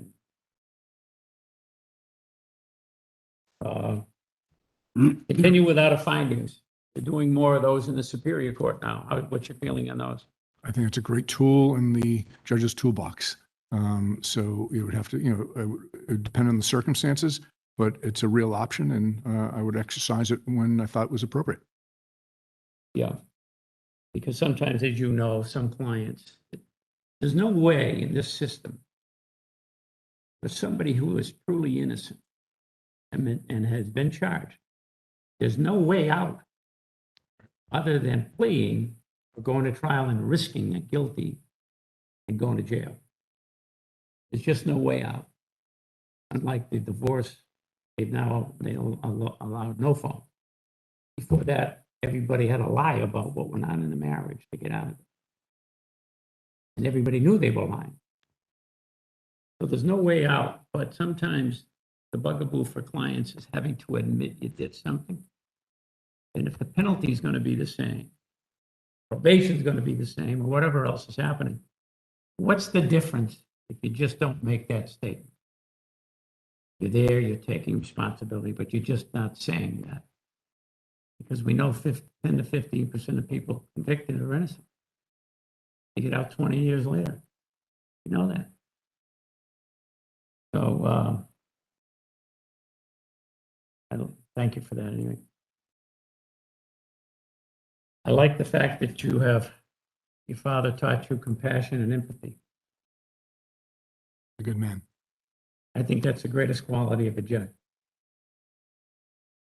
I think if a judge doesn't know any law, but has those qualities, he'll be a wonderful judge. So anyway, thank you for letting me go on and on. I think you're one of the best qualified people we've ever had here for the Spirit. Thank you, Counsel. Thank you. Thank you very much, Counselor. Thank you.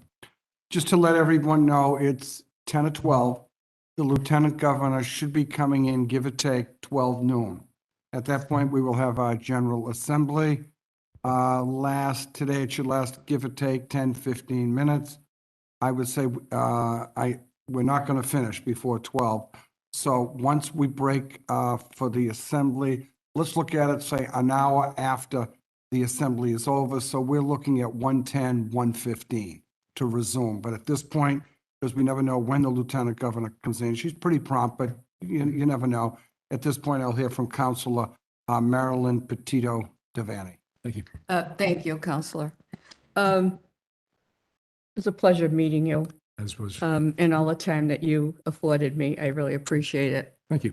And because I meet with everyone, I want to know the whole person, not the person on this paper. And I got to know your family and how proud you are of them and your involvement.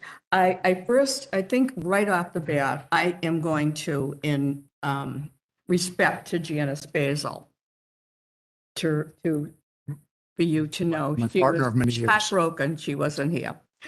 Dear Governor's Council, I write this letter with sadness that I could not be here today. I had an in-person court hearing that could not be rescheduled. I understand that Councilor Devaney will read this letter, and I am grateful for her willingness to do so. I have known Jim Budreau for almost 30 years when I first moved to my current office address. At that time, Jim was working with O'Terry and Weinberg, and I often went to him for advice on cases. Over the years, I came to appreciate Jim's intelligence, mastery of the law, and providing his time for my questions. In time, Jim came to work with me, and for the last 8 years has been my law partner. What can I tell you about Jim that you don't already know? He is kind, thoughtful person. He is the one of the calmest people I know, even when preparing to defend a first-degree murder case.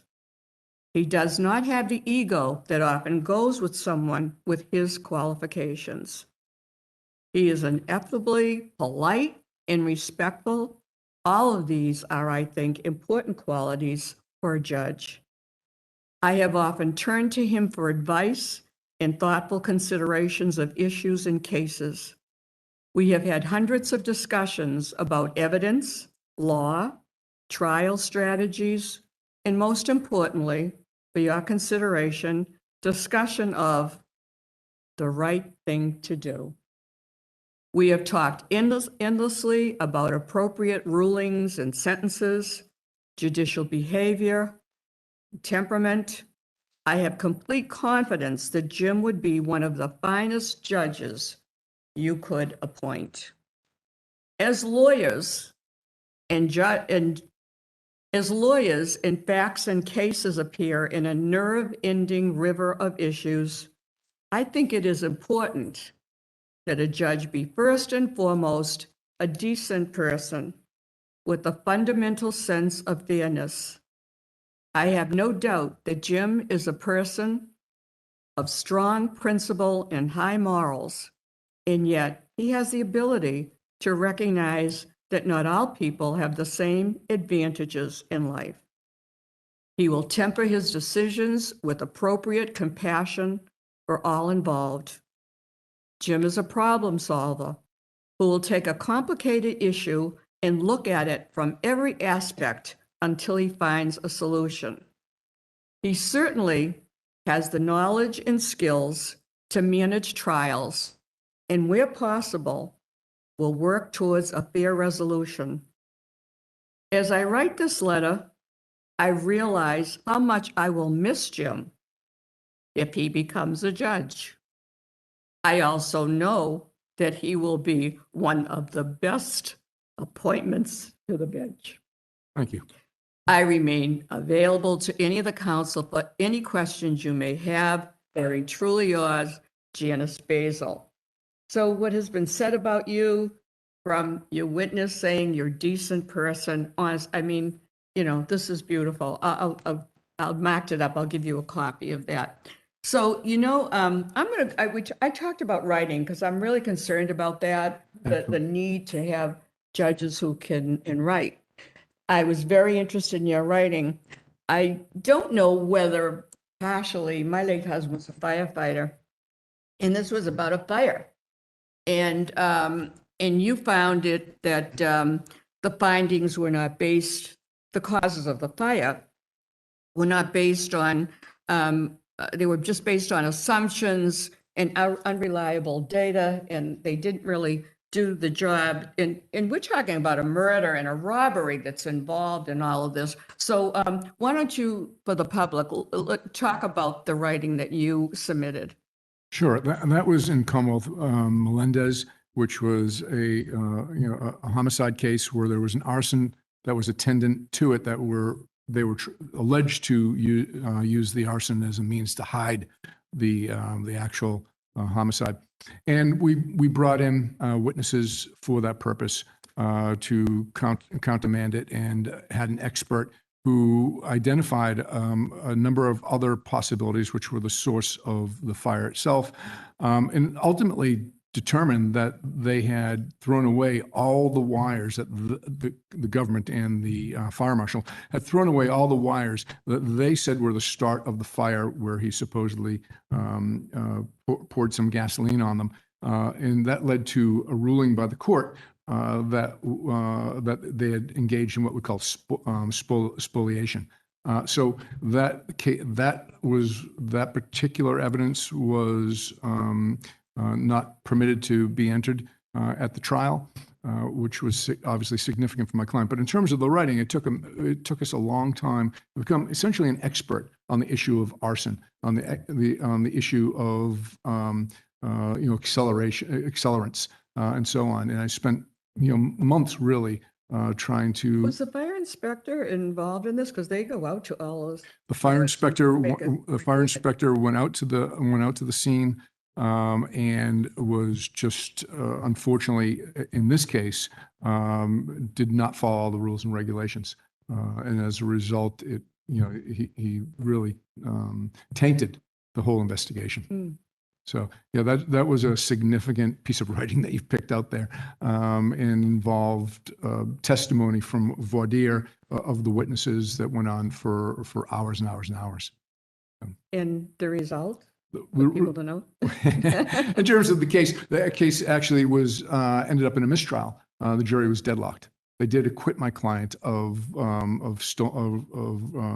robbing the person, but there was a mistrial, and we actually tried that case 2 more times. In the murder? The murder was a mistrial. Imagine. Now, how many hung trials have you been involved with? Are there very many? Oh, I've had probably 8 or 9 hung juries. Right. So, Right. Well, you know. which means you have to try the case again, Right. which is no fun for anybody. Well, I did want to mention, been here 21 years, and I have never seen, I have to get back to these 2 answers that you gave. I've never seen anyone answer them so honestly, and really, I just appreciate your, your ability to do that. You're asked what the strength of the court is. And you said the ability to correct legal injustices and seek the truth, whether in a civil or criminal case, rigidly applying the rule of law defeats public confidence if the process used to attain the outcome appears biased or lacks transparency or balance. The judiciary has all the tools to instill confidence in the public as long as the judge is fair, experienced, and resourceful. And this is very meaningful, what you said next. As a judge, I intend to work with other colleagues in an effort to reduce real and perceived bias and to increase transparency in the court system. Can't say better than that. Now, I've never got an answer like this to the question, the greatest challenge in the court that you're applying to, Superior Court, and how would you address it? And you said beyond limited resources, a lack of judicial temperament and a public perception that the court is inefficient, biased, and represents the interests of the powerful and politically connected are the biggest challenges facing the court system. That was a brave answer. You're the first one in 21 years that ever said that. Every effort must be made to root out bias and maintain the integrity of the judicial system. Due process and transparency is essential if the court wants the public to perceive that the system works for everyone, regardless of race, ethnicity, political connections, or economic status. A balanced judicial temperament towards litigants and lawyers alike is critical throughout the judiciary so that every participant believes that the system is reasonable, consistent, and fair. It also is critical that we develop processes to make the judicial system more efficient while increasing engagement with all participants. And then you go on about transparency and sensitive to racial and cultural differences and respect of all. I have never seen it, and I am just so impressed. And I was impressed meeting with you and knowing, what your philosophy was. And, you're asked to, they have changed, they've added some questions that they didn't have, some months ago, and they've added the Judicial Nominating Commission on their questionnaire. And they want you to talk about, talk about your qualifications. What significant qualifications do you have? And you've said you've worked on mega discovery cases. And, I mentioned someone, Salem Rodriguez, 6 cases, and he was confirmed to be a Superior Court. And you have had mega cases. And when I've asked you, you couldn't even tell me how many cases you've had, hundreds and hundreds. And you've crossed between civil and criminal cases throughout your career.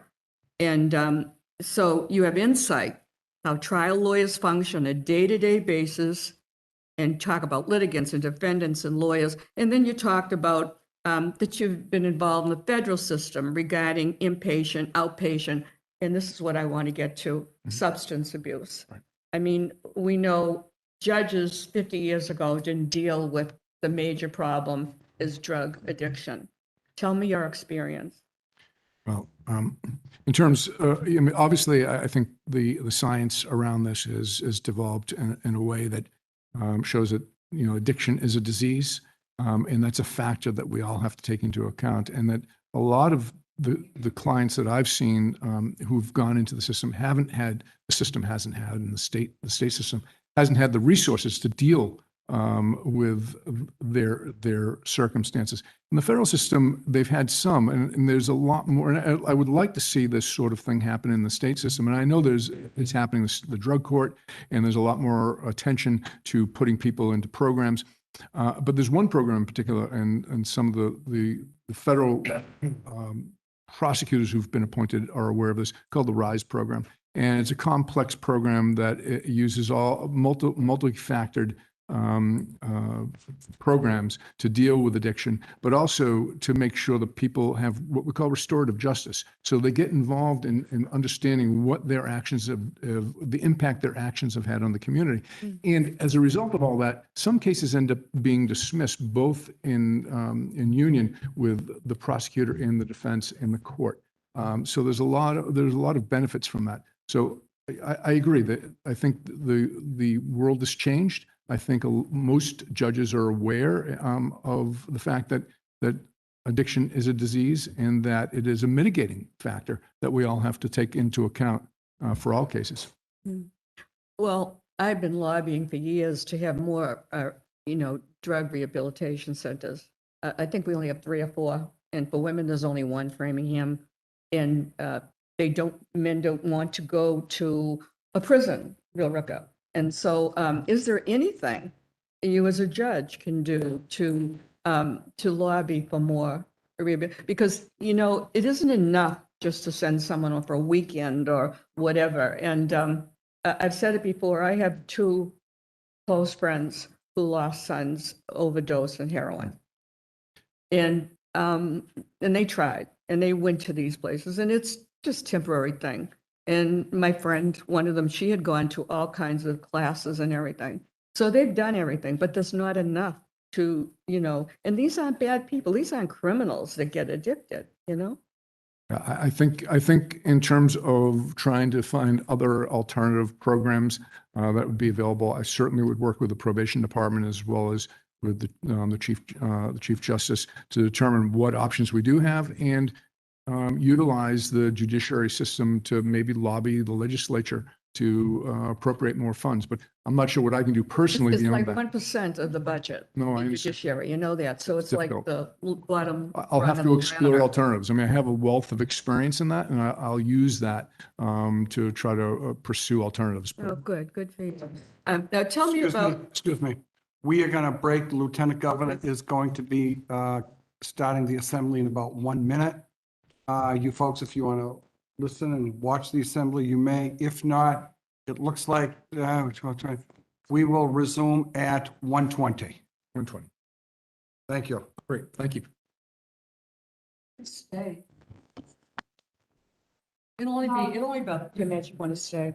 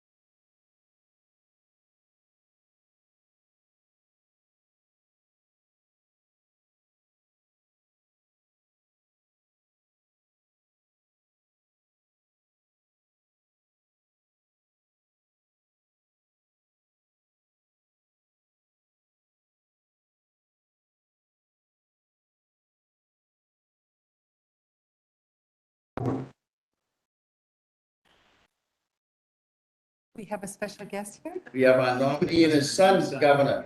Okay. They're leaving us. Mr. Budreau and his son and his wife who are here. Hello. We're finishing up their hearing. I'd Introduce love to your know. son. Tell me You're being about our introduced. youngest Yes. member here. James Budreau, if you remember, and this is my son, Ethan, Ethan Budreau, and my wife, Donna Griffith. Well, welcome Assistant to the Lieutenant Governor. State House and to the Governor's Council Chamber. This is a Thank you. very special room and important Certainly is. place. And you look the part today, Yeah. making your mom proud for sure. Where do you go to school? Then they would. Jamaica Plain. Right?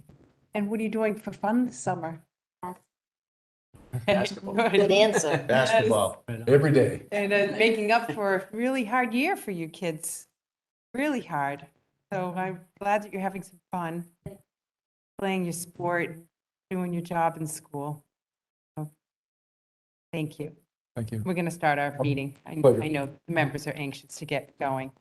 So we call our assembly to order, and I call upon Councilor DiPaolo for our prayer and pledge today. Thank you.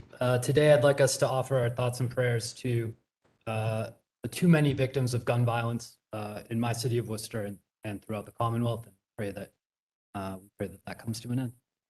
Amen. I pledge allegiance to the flag of the United States of America, to the republic for which it stands, one nation, under God, indivisible, with liberty and justice for all. Lieutenant Governor, before we start, I have a statement to make on the record. Can we do our official business, please, Councilor Pardon me? Danny? We're going to have our official business, and then you can read your statement. Okay, thank you. Call upon Councilor Hurley for a motion to record advice and consent for the financial warrant. So moved. Second. There's a motion and a second. All in favor, say aye. Aye. I call upon Councilor Duff for a motion to record advice and consent for the pending list of notaries public and justices of the peace. So move, Governor. Second, There's a motion and a second. All in favor, say aye. Aye. I recognize Councilor Kennedy for a motion to record advice and consent for the appointment of Karen S. Babazuski, position of Administrative Law Judge of the Industrial Accidents Reviewing Board for a 6-year term. I make that motion with pleasure. A fantastic nominee. Second. can I, There's a motion and a second. Councilor Okay. DeBanny. I think it should be noted that we don't see this, but on the joint bar, they deemed Karen well qualified. We don't see that with a new person coming on, and I think that should be in the record. And she's been there 20 years. She has all the experience. I got more people that know her, and we've never had anyone with that much experience. Thank you. Thank you. There's a motion and a second. We may begin the roll call. Yes. Yes. Yes. Yes. Yes. Yes. Yes. Thank you. I'm also a yes. It's okay. Okay. I recognize Councilor Jubenville for a motion to record advice and consent for the appointment of Timothy Dooling to the position of Administrative Judge of the Industrial Accident Board for a 6-year term. I do with pleasure. He's a great candidate. That's a I second that. motion and a second. We may begin the roll call. Yes. Yes. Yes. Yes. No. Yes. Yes. Yes. Thank you. I recognize Councilor Jubenville for a motion to record advice and consent for the appointment of Michael Sherry to the position of Administrative Judge of the Industrial Accidents Board for a 6-year term.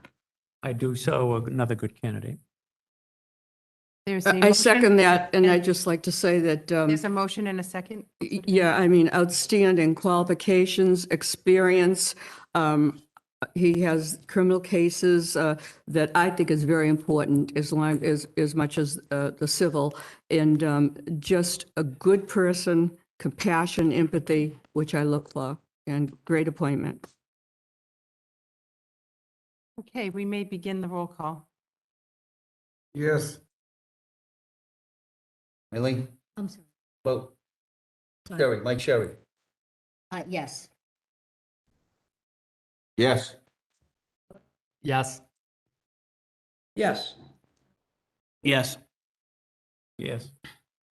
Yes. Okay, thank you.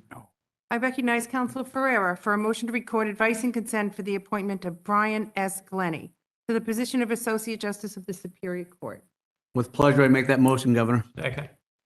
There's a motion and a second. Excellent. We may begin the roll call. No. Yes. No. Yes. Yes. Yes.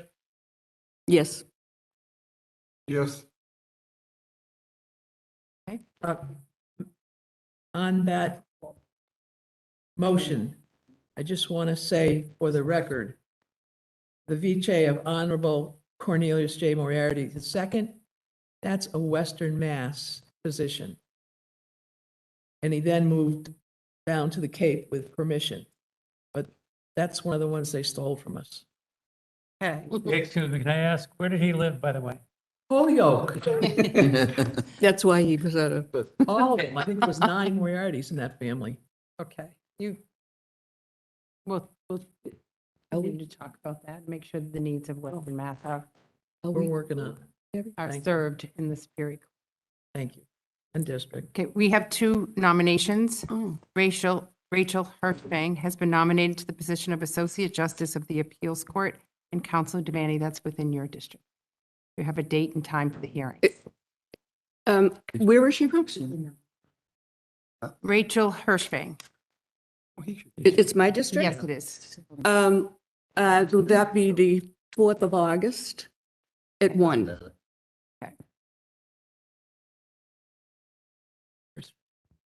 The 4th of August at 1 o'clock, okay?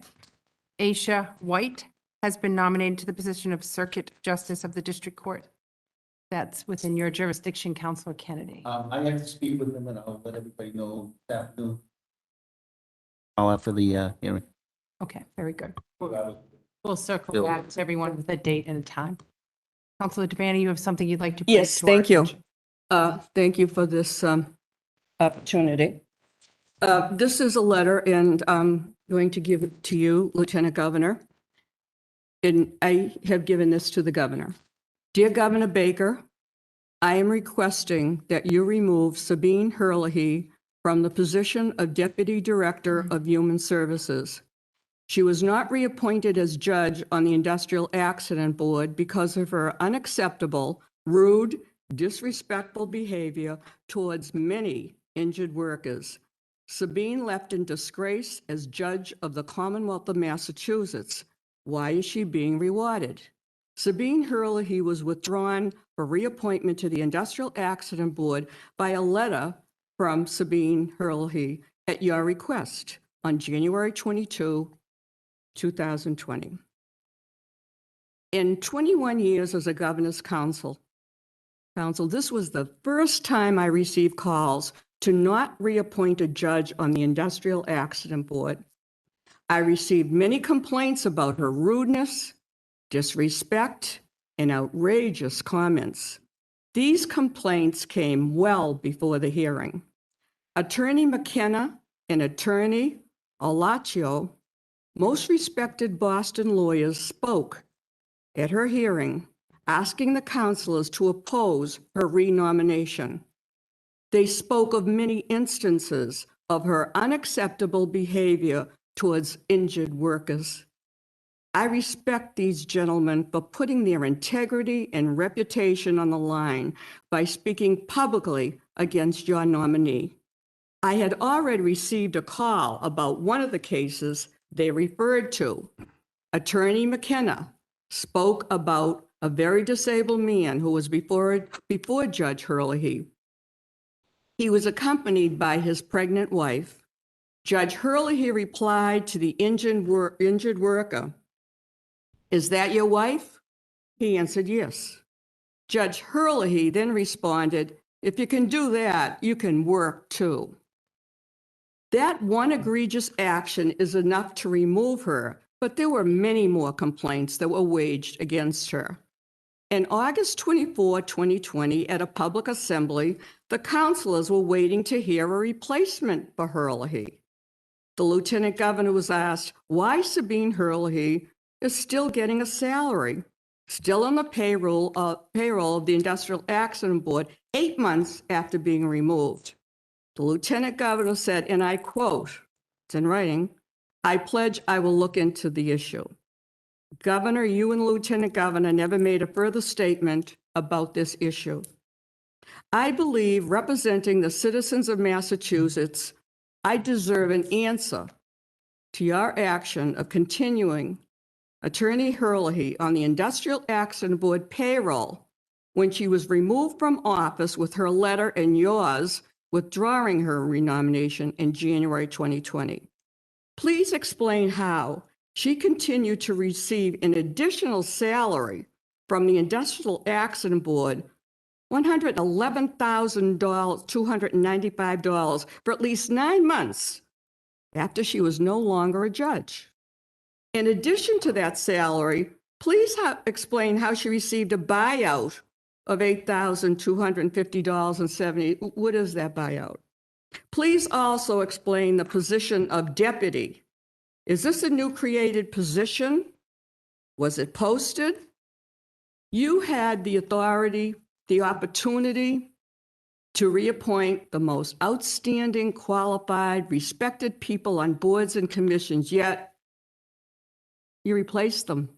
A few examples. Lee Gottenberg, after only 4 months on the parole board, who is the noted expert on parole matters and has advised the parole board for years. Frank Sharaffa, most respected, a mentor on the appellate tax board, 30 years serving, appointed by 5 governors.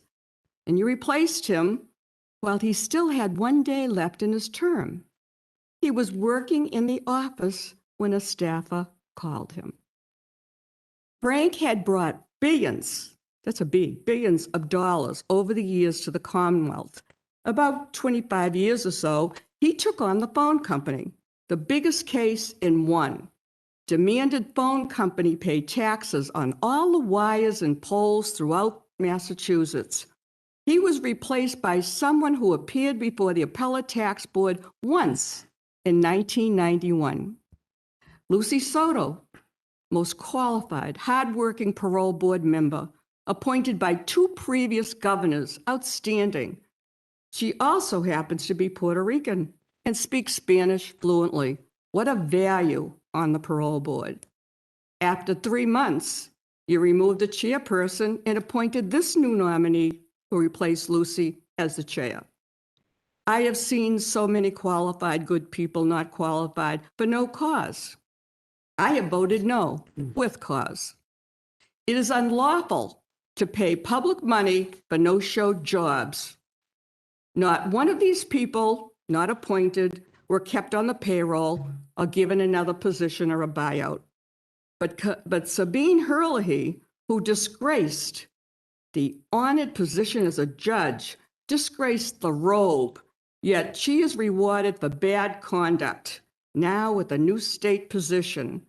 No one with her egregious record should be allowed to even work in public service for the Commonwealth of Massachusetts. Past practice, and with due respect to you, Governor, I have never received a personal reply from you, the Lieutenant Governor, on inquiries I have made. I am requesting a reply now. Governor, I take no joy in this request, but I took an oath of office and I honor that pledge. With other requests, your staff has made it clear that it's not my position to question. I have been given Mass General laws when they don't apply. I have just cause to make this request. Please respond as soon as possible. Respectfully submitted, Marilyn M. Petito Devaney. Thank you for the opportunity. Would you give this to the Lieutenant Governor? We have that, we received your letter today, and we're in the process of responding to you. Okay. All right, I want to say what pleasure it is to be back in this room with all of you. It has been a very challenging year Get the rest of them back in. for everyone. So I'm very happy we're back here. Thank you for all of your hard work over the course of this past year. You did not miss a beat. And the band's back together here in the Governor's Council chamber, and I'm happy to be with all of you. But And we'll resume the hearing at 1:30. we'll resume the hearing at 1:30, so you have an hour break.